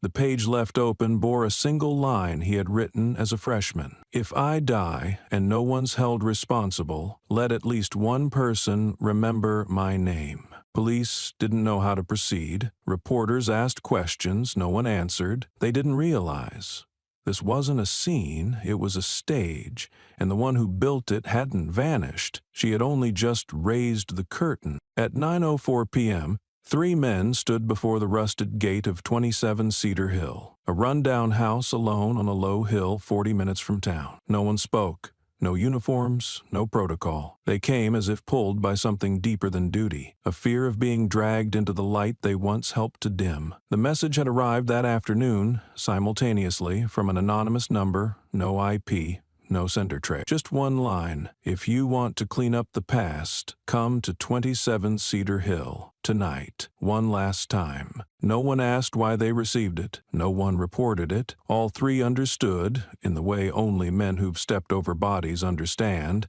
that something was returning, not from outside, but from within. A memory that had never truly gone silent. Martin Baker entered first. The door was unlocked. No traps, no ambush, just a still house, so quiet he could hear his own footsteps on the old wooden floor. In the living room, a single flickering bulb hung from the ceiling. No one was visible, yet something watched them, not from outside, but from the walls that once heard someone be called son. Rodriguez and Thompson followed, hands clenched. No guns drawn, but alert. No music, no TV, just a wooden table in the center, with 3 photographs. Each was of them, in uniform, right after a successful operation. No victims shown, just them, smiling, proud, justified. On each photo, handwritten above, "When was the last time you were sure you were right?" A small screen flicked on in the corner. No one touched it. The video played on its own, not footage of killing,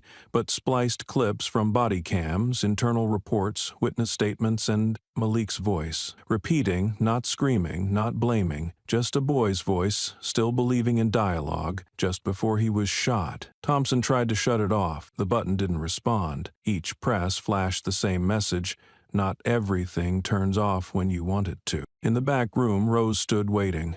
No weapon, no armor, no spotlight, just her silhouette behind the curtain. They didn't see her face, but she saw everything: their breathing, their glances, their refusal to say Malik's name. And she knew. They hadn't stepped into a house. They had entered a memory that would not let them leave whole. "This isn't a place to erase the past," she said, voice low and steady, each word cutting through the air. "This is where the past calls out each one who tried to forget it." And the door behind them closed. No lock, no slam, but enough to know, once you step in, there's no turning back. Rose's old wooden house, nestled deep in the woods at the end of Hillcrest Road, glowed faintly on Friday night. The door was ajar. The old car parked crooked in the front yard as if the owner had left in a hurry. On the living room table lay an A4 sheet, ink smudged, clumsily typed. "I'm sorry, I couldn't save my son." There's nothing left to hold on to. An empty glass, an open bottle of sedatives. No blood, no body, just a silence stretched tight as steel wire. Martin Baker arrived first, following an anonymous message from an unknown number.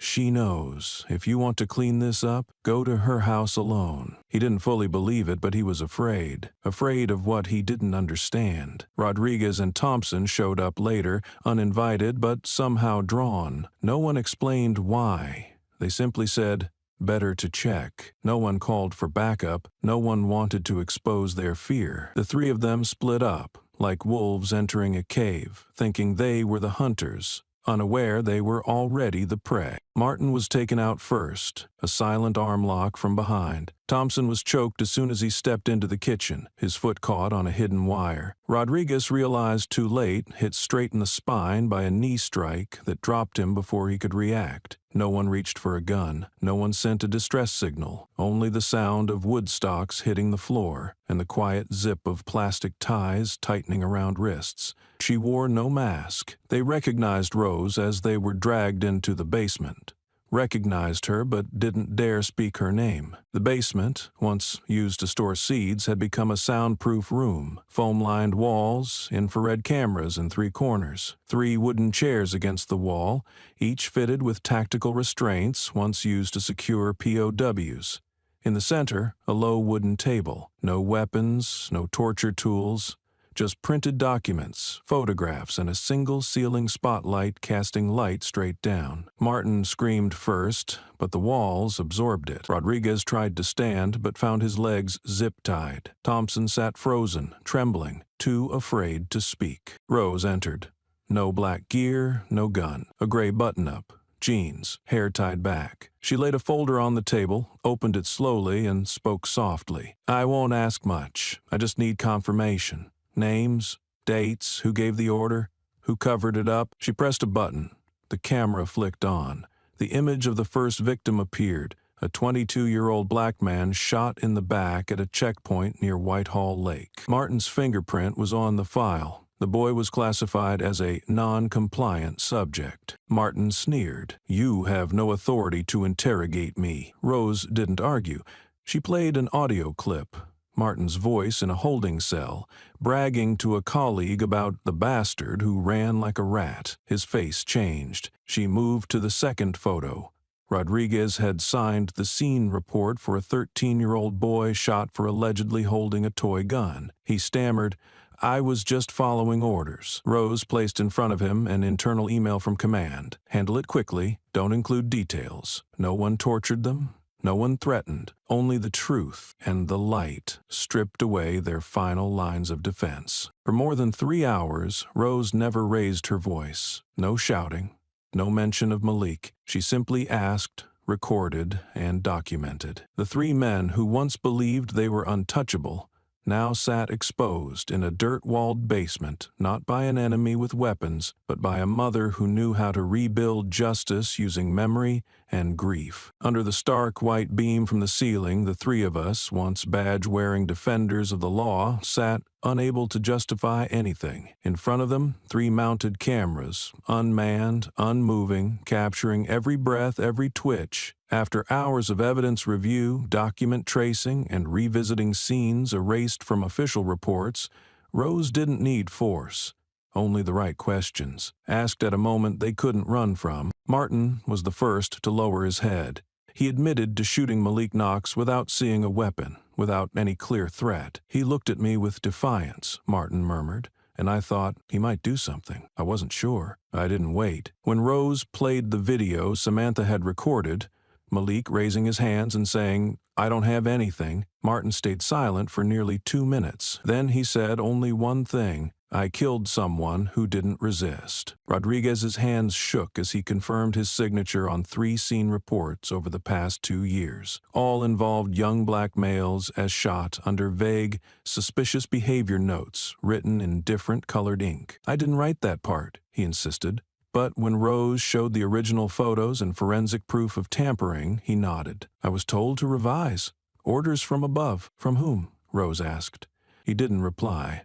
But the way he glanced from Martin to the camera said enough for any prosecutor to trace the chain of command. Thompson was the last to reread his report on the death of the 13-year-old boy, shot for appearing to carry a toy gun. Forced to read aloud the line, "Subject displayed threatening behavior and failed to comply," Thompson faltered. Rose revealed the scene photo. The weapon was a blue plastic marker. In the video, Thompson's voice cracked, "I didn't want to say that. I just followed the template. The department's report template." No one was beaten. No one was held at gunpoint. No one was cursed. But each confession fell like a thin, sharp blade, slicing through the institution once shielded by titles, badges, and silent consensus. The videos were not just criminal evidence. They were historical records, exposing the shameless machinery of a system that used legality to legitimize wrong. The cameras didn't just capture words.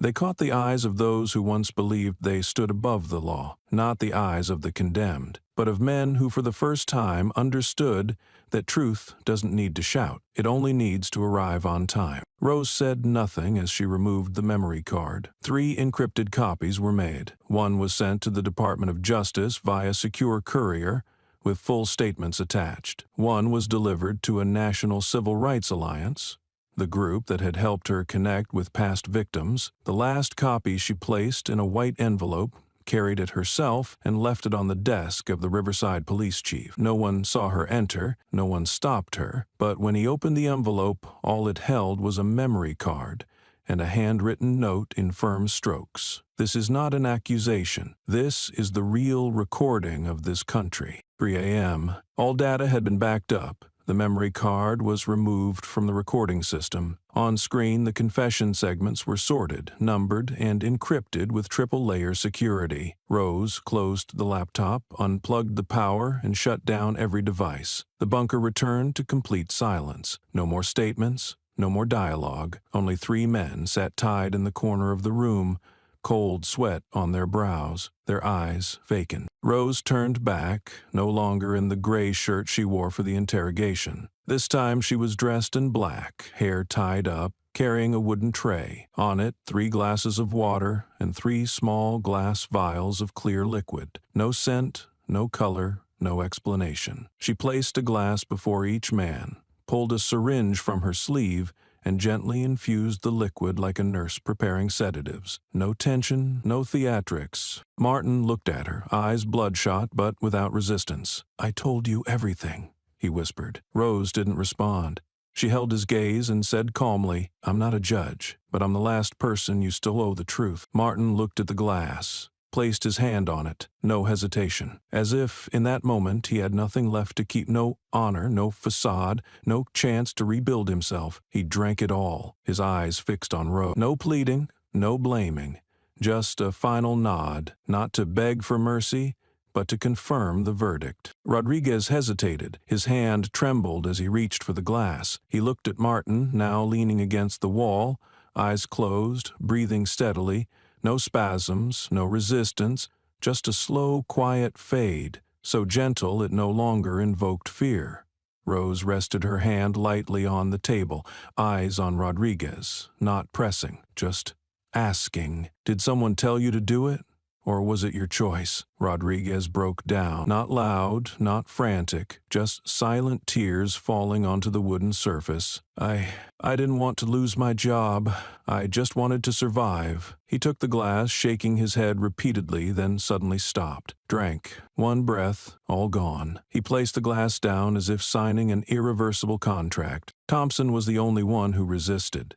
He screamed, "I'm not a killer. I didn't shoot anyone. I only filed the reports. You have no right." Rose remained silent. She pulled up a chair across from him, eyes never leaving his face. That 13-year-old boy. Did he have the right to live? Thompson shivered. Sweat dripped from his chin. His eyes darted wildly, looking for an exit in a room with no doors. But then he sat down. It took 2 minutes. He gripped the glass like it might shatter. Finally, he closed his eyes, drank half, then leaned back, gasping. No one forced him. No gun was needed. Death didn't come with blood. It came with memory, with seeing yourself under white light when there's no excuse left to lie. Rose left the bunker like a mourner.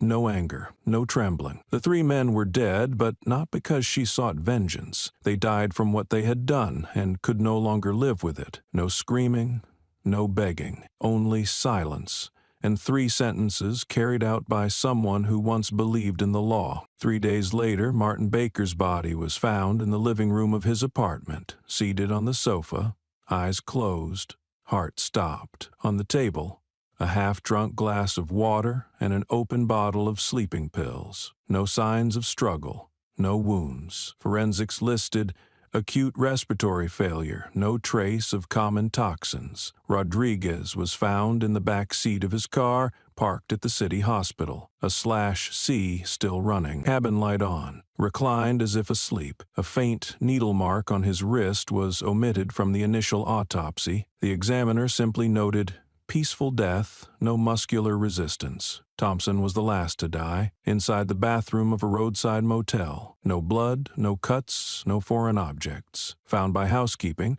who described the scene as uncannily clean. Local papers reported each death separately, without suspicion of connection. The Riverside police chief declined to comment, stating only, "We have no reason to question the coincidence." But on that very morning, more than 30 civil rights organizations nationwide received an identical encrypted package. Inside, a dossier titled Riverside Confessions, Full Footage. The Department of Justice received the same files via internal channels, including a complete list of identities, names, ranks, and positions of all involved in officer-involved shootings over the past 6 years. Each recording came with timestamps, locations, and verified confessions. No edits, no splices, no overdubs, just the truth, raw and undeniable. The video archives were stored across 3 independent servers in Houston, Chicago, and Atlanta. An investigative team from Boston released a legal verification report confirming the authenticity. A major human rights organization launched a campaign titled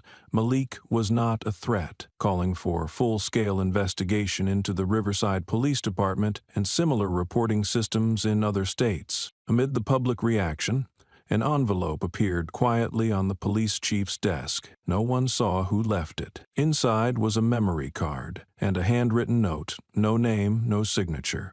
Just one line. "This is not an accusation. This is the unedited recording of this country." The police chief read the note and said nothing during the next press conference. Reporters didn't know what to ask next. And those who had watched the footage, prosecutors, lawmakers, media reps, shared the same reaction. They could not deny it, could not refute it, could not ignore it. Rose left no trace, appeared on no traffic camera. No one saw her leave town, but everyone knew she was gone, not to escape, but to close a chapter. No one knew where she'd go next, but one thing was certain. After the death of her son, Rose did not seek revenge.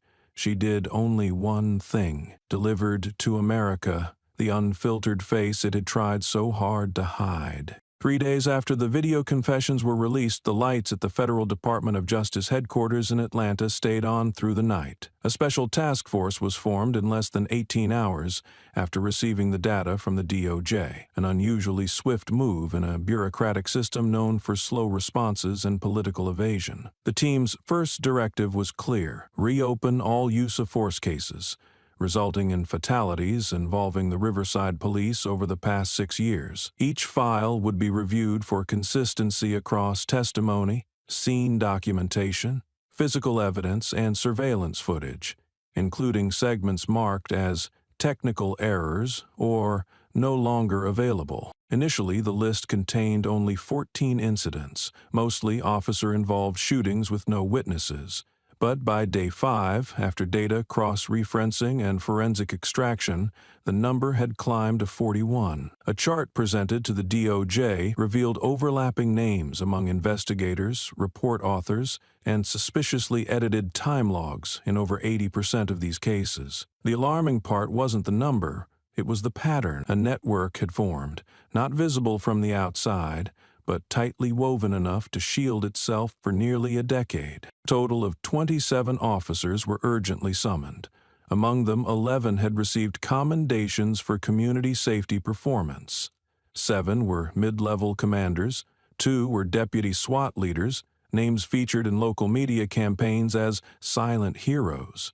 One of them, Captain R. Norrington, had even taught at the State Police Academy. His thesis was titled "Controlling Street-Level Violent Behavior." Subpoenas went out at 7:00 a.m. By 10:30, 3 officers were suspended for noncompliance. By noon, 7 others filed for unpaid leave, citing temporary psychological stress. One, Lieutenant Dale Rivers, submitted his resignation just 18 minutes after receiving the summons. His letter contained only 4 words: "Nothing left to say." At the Riverside station, nameplates were quietly taken down from hallway walls. The gaps hadn't yet been filled with new names. Only screw holes remained. Tensions rose inside the department. The front desk guard requested a transfer to the records unit. A legal assistant quietly packed up for early retirement. The head of HR submitted a leave request for 3 weeks without giving a reason. On internal police forums, the term "Riverside pattern" began to circulate. Unofficially, but weighty enough to make a once scandal-free department the focal point of a federal investigation. A senior investigator wrote in a confidential memo, "We're no longer examining individuals, we're dissecting how a system turned itself into a factory of legal documents, justifying illegal acts." There were no sirens, no protests, no cries for justice. But the entire system began to crack, not by bombs, but by data that could no longer be denied, and the names once engraved on golden plaques were now slowly vanishing from staff directories. No one forced them to take off their name tags. They did it themselves, because, for the first time in their careers, they knew there was nowhere left to hide. Riverside Police Chief Henry Galvin had long been a symbol of urban security, stability. Over 12 years in office, he spoke at more than 50 conferences across and beyond the state, received 3 awards from the governor, and appeared in every local conservative campaign. Galvin once stood in the town square, arm around a young white teen rescued from addiction, telling the press, "Riverside has the highest satisfaction rating in the state because we know how to operate without making noise." But noise had come, not through megaphones, but through evidence. Shortly after the confession videos were released, Galvin's name appeared in an internal email, where he was instructed to limit scene photo releases unless legally mandated. 5 days later, he was placed on indefinite suspension under 2 preliminary charges: concealing violent conduct within his department and willfully destroying internal data storage equipment. The suspension was signed by the Inspector General's office, alongside a mandate for independent oversight over the entire Riverside Police Department. By the next morning, dozens of reporters from CNN, NBC, The Guardian, and other major outlets had descended on the town. Satellite trucks lined the City Hall parking lot. Cameras were pointed at every city council office window. The normally quiet public meeting was packed. Council members who once rubber-stamped every police proposal now spoke of organizational review, transparency assurance, and audits of law enforcement authority. No one mentioned Rose. No one named the video. But everyone knew, without it, no one would have dared touch the chair Henry Galvin once occupied. At the same time, a special hearing was initiated in the U.S. House of Representatives. The session was titled "Internal Control Mechanisms and Misconduct in Local Law Enforcement Agencies." Within one morning, the phrase "Malik Knox case file" was mentioned 28 times, more than any previous excessive force scandal. Printouts from the confession video were passed around the floor as required review material. A young representative from Illinois stated, "Malik's death wasn't just the loss of a life. It was a signal that a system can erase evidence, rewrite truth, and still be labeled stable." In a leaked email on the same day, a Tennessee state senator, who had previously backed special funding for the Riverside Police, wrote a line that sent shockwaves through the political establishment. This is no longer an isolated incident. This is the rot map of a power structure that grants itself immunity. Seats once untouchable, from police chiefs and internal legal advisors to state security commissioners, were now listed for multi-agency audits. Some resigned, some went silent, some returned all their work emails to avoid misunderstanding. But everyone understood this was no longer just about Riverside. 3 days after the federal investigation was officially launched, while morning broadcasts were still replaying Martin Baker's confession, a CNN crew arrived in Riverside to film where it all began. They didn't go to the police station. They went to the wooden house on the edge of Hillcrest Road, the one that once belonged to Rose Santos. The dry wooden gate hung slightly open, with no lock. On the porch, the jasmine trellis had withered. A few dried petals lay scattered across the unclean steps. The front door wasn't bolted, just lightly closed, as if the owner had stepped out to check the mail. No sign of forced entry. No broken windows, no sense of urgency. Inside, the house was unnaturally clean. No humming fans, no mildew. The fridge was empty. No milk, no water, no food with valid dates. The bedroom wasn't messy, nor did it feel lived in. Sheets folded crisply, pillows untouched. Blanket folded in quarters like a military cot. No family photos, no journals, no blood, no letters, no scratches on the windows, no broken latches. No sign of a rushed exit or forced removal. There was only one thing left, a pot of mint at the center of the dining table, its leaves already browning, and a piece of paper taped to the corner of an old photo frame with transparent tape. White paper, thin black ink, delicate handwriting. If anything must be left behind, let it be silence. Local police were called to investigate. The initial report listed it as a missing person with no trace. But the strange part, no data request ever pinged from Rose's mobile number, no traffic camera footage within 50 miles, No credit card activity, no gas stations, no ATMs, nowhere. No Uber records, no flight bookings, no hotel check-ins. In the system's eyes, Rose Santos had never left town, but she was no longer there. The Justice Department's internal task force was informed. But after a quiet round of back-channel review, they decided not to include her disappearance in the official report. A senior official said in a closed meeting, "It's best not to wake a symbol that's chosen to rest." No one objected. On social media, people asked, "Where is she?"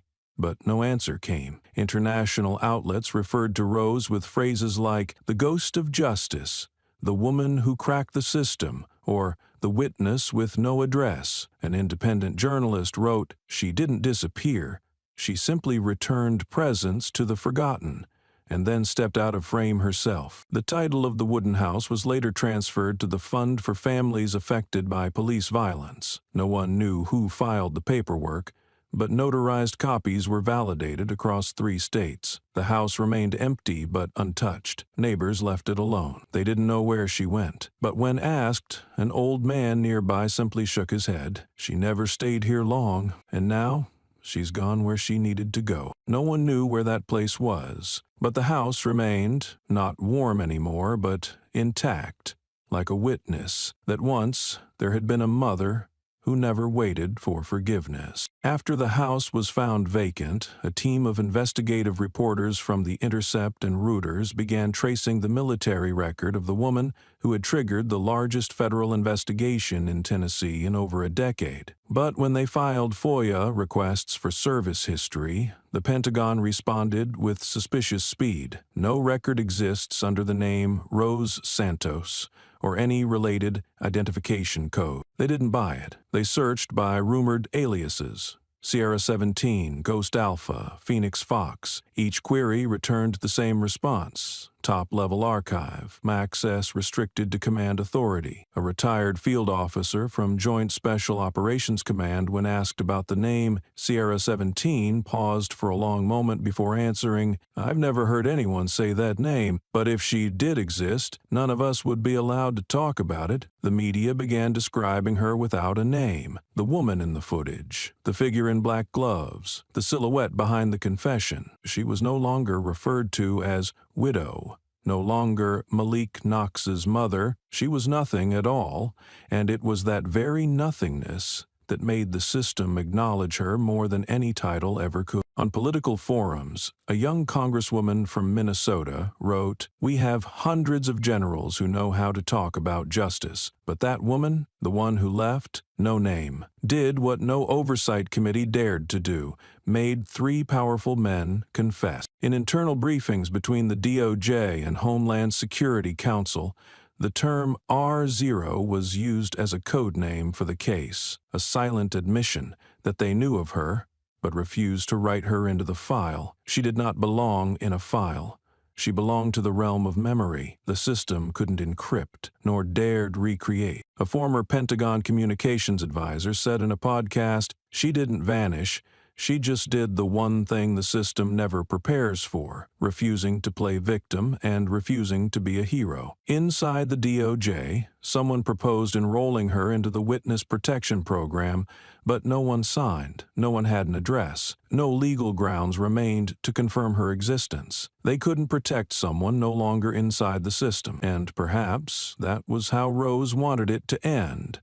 No passport, no parade, no surveillance. Months later, in a sealed report to the Constitutional Oversight Committee, one line was boxed in the page margin: "A person can disappear from the system, but the truth they leave behind cannot." Rose no longer existed in the presence, but in her wake were investigations left open, mothers no longer silent, systems no longer untouchable. And every time a news anchor mentioned Malik Knox, somewhere, someone would remember the woman who chose not to be found so she could never again be buried. 4 months after the death of Malik Knox, the U.S. Capitol witnessed one of the most watched congressional sessions of the term. It wasn't about the budget or international conflict. It was because of a bill with only 4 words in its title: Marcus Santos Law. The name stirred controversy from the start. Some politicians called it emotional symbolism, a blurring of justice and vengeance, but for those who had seen the confession video of the 3 Riverside officers, who had watched Malik raise his hands and say, "I don't have anything," before being shot 7 times in the back, this was not about emotion. It was about the raw truth of a system that, if unchanged, would keep producing more Maliks in places without cameras, witnesses, or anyone left to speak. Marcus Santos was Malik's full birth name, given by Rose in memory of his late father. He never used it at school. His friends knew him as Malik Knox, but the law kept his full name as a way to acknowledge his entire identity.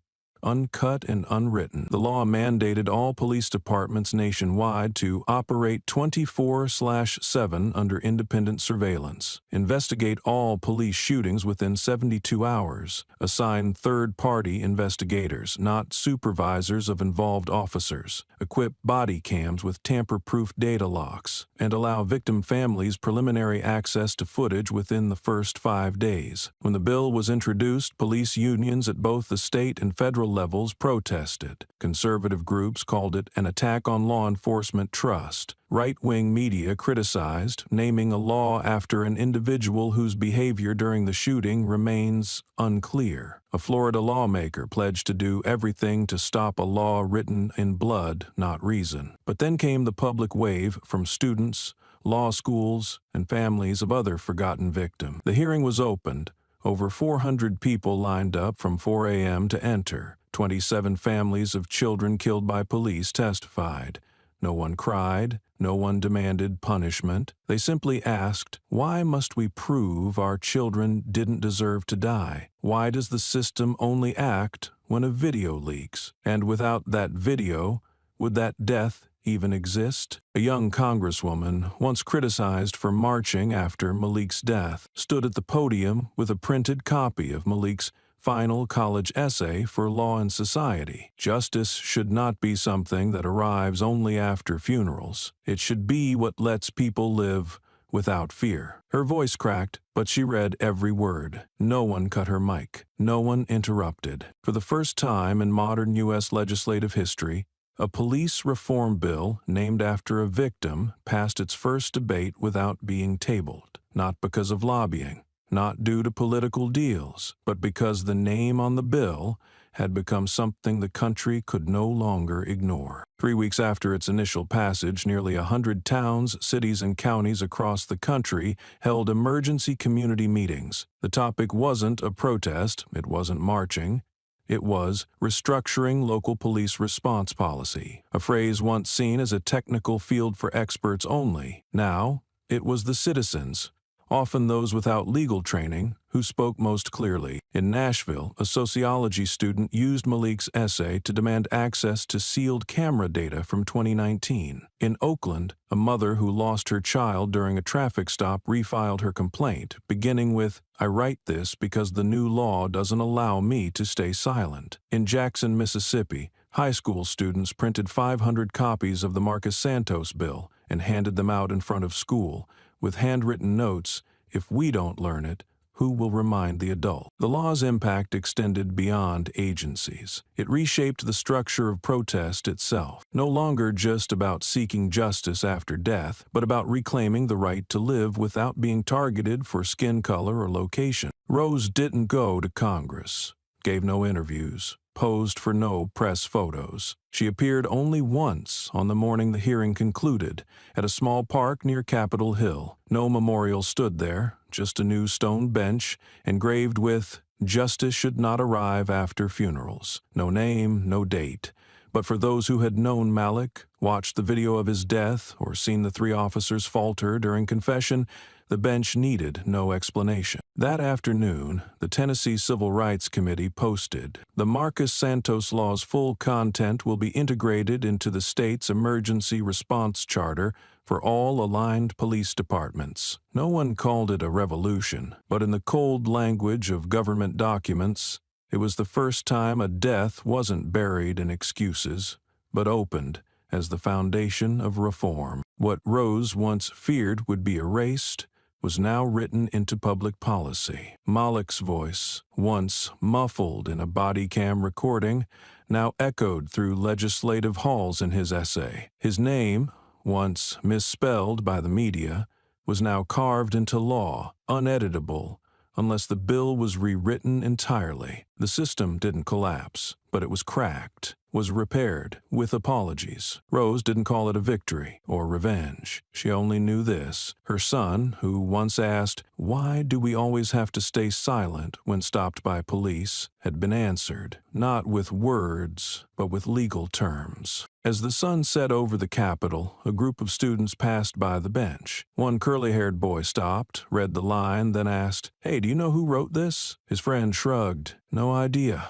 but probably someone who lost someone really important." Rose stood a short distance away, beneath the trees. She said nothing, didn't smile, just nodded, slowly, because sometimes what remains after death is not tears, but a bench without a name that stops a whole country just long enough to read. 6 months after Malik was shot, a small stone marker quietly appeared at the intersection of Maple and Monroe. No one knew who brought it. No one asked the city for permission. No reporters. No news coverage. It emerged on a night of light rain between two rusted steel poles that used to hold traffic lights, right where Malik had fallen. Hands raised, blood pooling across the painted road line. The marker stood about 60 cm tall, made of black granite, its surface polished smooth. No religious symbols, no portrait, no decoration. Just one hand-engraved line, no laser cutting, no gloss polish. The carving was uneven, some parts etched deep, some lines slightly trembling, as if the maker never cared for perfection, only for permanence. Don't make anyone become a warrior, just to live as a human being. There was no mention of Malik, the name of the rose, no reference to police, law, or justice, but anyone in Riverside, anyone who had heard the name Malik Knox or remembered the internal self-defense case that shocked the town without a single prosecution, knew this marker wasn't for the dead, it was for the living. A reminder. If people must turn themselves into weapons just to breathe, then society is flawed from its foundation. That morning, a group of students walked past it on their way to school. One of them stopped and bowed his head. He didn't know much about the case, but his mother once told him that's where a boy got shot because he didn't look down fast enough. From that day on, he never crossed that intersection again without turning back to look at the stone, not out of fear, but because he felt he owed something. Locals at first assumed the city had erected the memorial, but there was no permit on file. Public Works denied involvement. The administration office disclaimed all knowledge. A group of veterans received an anonymous envelope containing a hand-drawn blueprint of the foundation layout, marked with old military notations, unsigned. No one dared take the marker down. No one claimed responsibility, and no one could explain why, just the night before the stone appeared, the street camera at that corner lost connection for 4 hours, the only outage in 3 months. Then something stranger happened. The marker was never vandalized, never tagged, never touched, even though the area was known for graffiti and late-night damage. But since the stone arrived, no one laid a finger on it. Homeless people who once slept nearby moved away when it rained. Street vendors shifted their carts neatly to the side. No signs, no rules. Just one recurring item, a bouquet wrapped in faded camo fabric, left at the base of the stone. No card, no name. People started calling it Malik's stop. There was no signpost, but every driver who passed by slowed down, not for the law, but for awareness. Rose never once appeared at that intersection, never stood beside the stone, never bowed, never posed for photos, never gave interviews, never left a trace. After submitting all internal files to the Department of Justice, Rose disconnected from all Ghost Protocol channels. Her military contact account auto-locked after 72 hours of inactivity. Codename Sierra 17 was moved to the permanent archive, and eventually the name Rose Santos began to disappear from every public record. She left no address, no active bank accounts, No one truly knew where she had gone. Those who once served with her in Delta Force said she vanished like she'd never existed. But every year, on the anniversary of Malik's death, someone sends a bouquet of white chrysanthemums to the Maple and Monroe intersection, wrapped in the same old camo fabric. No card, no name, no message. Locals got used to it. Every year on that day, people passed the intersection in silence, not to mourn, but to remember. To remember a death once hidden. To remember a mother who never sought to become a symbol, but forced an entire system to look itself in the mirror. No one talks much about Rose Santos anymore. They don't need to. Her memory carries no surname, but it leaves consequences. A young journalist once wrote, "No biography, no data trail, no main character, but every reform in urban response law today began with a chain of sourceless files sent to the DOJ via a fingerprintless USB." The writer asked, "Does anyone know who that woman was?" No one answered. But in a community survey in Riverside, when asked, "Do you believe more in justice than you did a year ago?" 78% said yes, thanks to someone who left no name. Rose's story was never made into a movie, no biography, no keynote speeches, but the Marcus Santos law kept moving forward. Every time an officer was required to turn on their body cam, on time. Every time a victim got access to files in the first week, each time Rose's name, though unspoken, echoed in the structure. She didn't live to be thanked, nor resist being applauded. She once told Malik, "A warrior is not someone who goes to battle. A warrior is someone who withstands indifference until indifference is no longer allowed." What she left behind wasn't a victory, it was a new boundary. This society no longer gets to repeat that kind of pain without consequence. A child who passed that intersection back then is now a law student. He doesn't remember Rose's face, never met Malik, but in his first-year essay he wrote, "I don't know who placed that stone, but I know one thing, it has no name, because the one who placed it never needed to be remembered. They only needed us not to forget." Some stories don't need to be told with shouting. Some truths don't arrive with explosions or headlines. They arrive quietly, in a mother's silent grief, in a son's final breath, in the stillness after the sirens fade. And some victories don't come from titles, press conferences, or courtroom wins, but from the unshakable belief that justice lives in how we treat each other, especially when no one is watching. The story of Rose Santos is more than a narrative of loss. It's a testimony of strength, of clarity in a world clouded by bias. Rose was not just a mother, she was a former Delta Force operative who had seen the worst of humanity in battlefields across the world. Yet nothing prepared her for the war she would fight at home. Her son, Malik, was not a criminal. He wasn't armed. He didn't resist. He was a college freshman, full of ideas, carrying books, not weapons. His crime? Existing in the wrong skin in the wrong town at the wrong time. The first lesson, never let difference become suspicion. When we see people not as individuals, but as threats based on appearance, we strip them of humanity before they've spoken a word. Malik was never allowed to explain who he was. His future was reduced to a stereotype, and that stereotype became a death sentence. His mother didn't lose him to crime. She lost him to perception. The second lesson, value isn't earned through compliance or credentials. Rose had lived a quiet life, far from violence, choosing peace after war. But when the system that should have protected her son turned him into a target, she returned, not for vengeance, but for truth. Her weapons were not bullets, but memory, evidence, and dignity. She exposed the system not by shouting over it, but by standing in front of it with unflinching resolve. Justice, she proved, doesn't need to be loud to be powerful. It only needs to be undeniable. The third lesson, justice is not a moment.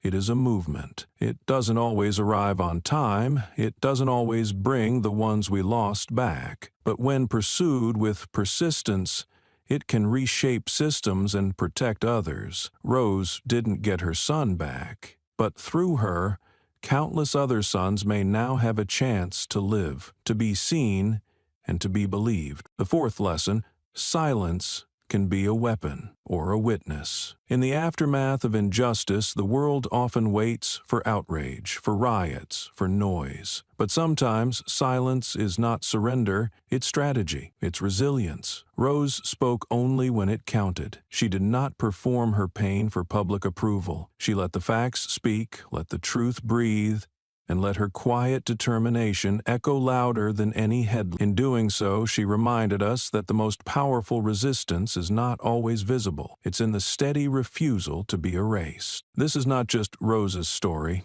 It is the story of every parent who has buried a child and heard the world ask, "What did they do?" instead of "What was done to them?" It is the story of every person who's ever been told they look like trouble before they had the chance to speak. It's a mirror and a challenge. Have you ever been misjudged for how you look, not who you are? Have you ever stayed silent when the world doubted you and proven your worth not with words but with integrity? Then this story is yours too. Your worth doesn't need permission. Your dignity isn't negotiable. Malik's death is not just a tragedy. It is a reckoning, a call to no longer accept injustice as an unfortunate reality, a reminder that silence can kill, but courage, even quiet courage, can save. If this story moved you, don't keep it to yourself. Share it. Amplify it. Let it be heard in courtrooms, classrooms, boardrooms, and living rooms. Because justice doesn't come from noise. It comes from the relentless refusal to stay silent when it matters most. Thank you for taking the time to follow my channel. Your support and interest are powerful motivations that drive me to continue producing meaningful, high-quality content. In the days ahead, I'll bring you even more compelling stories and sharper perspectives, not just to entertain, but to speak to truths that deserve to be heard. Please keep watching, sharing, and spreading the message, because this journey always has room for those who believe in truth and human worth. Thank you so much.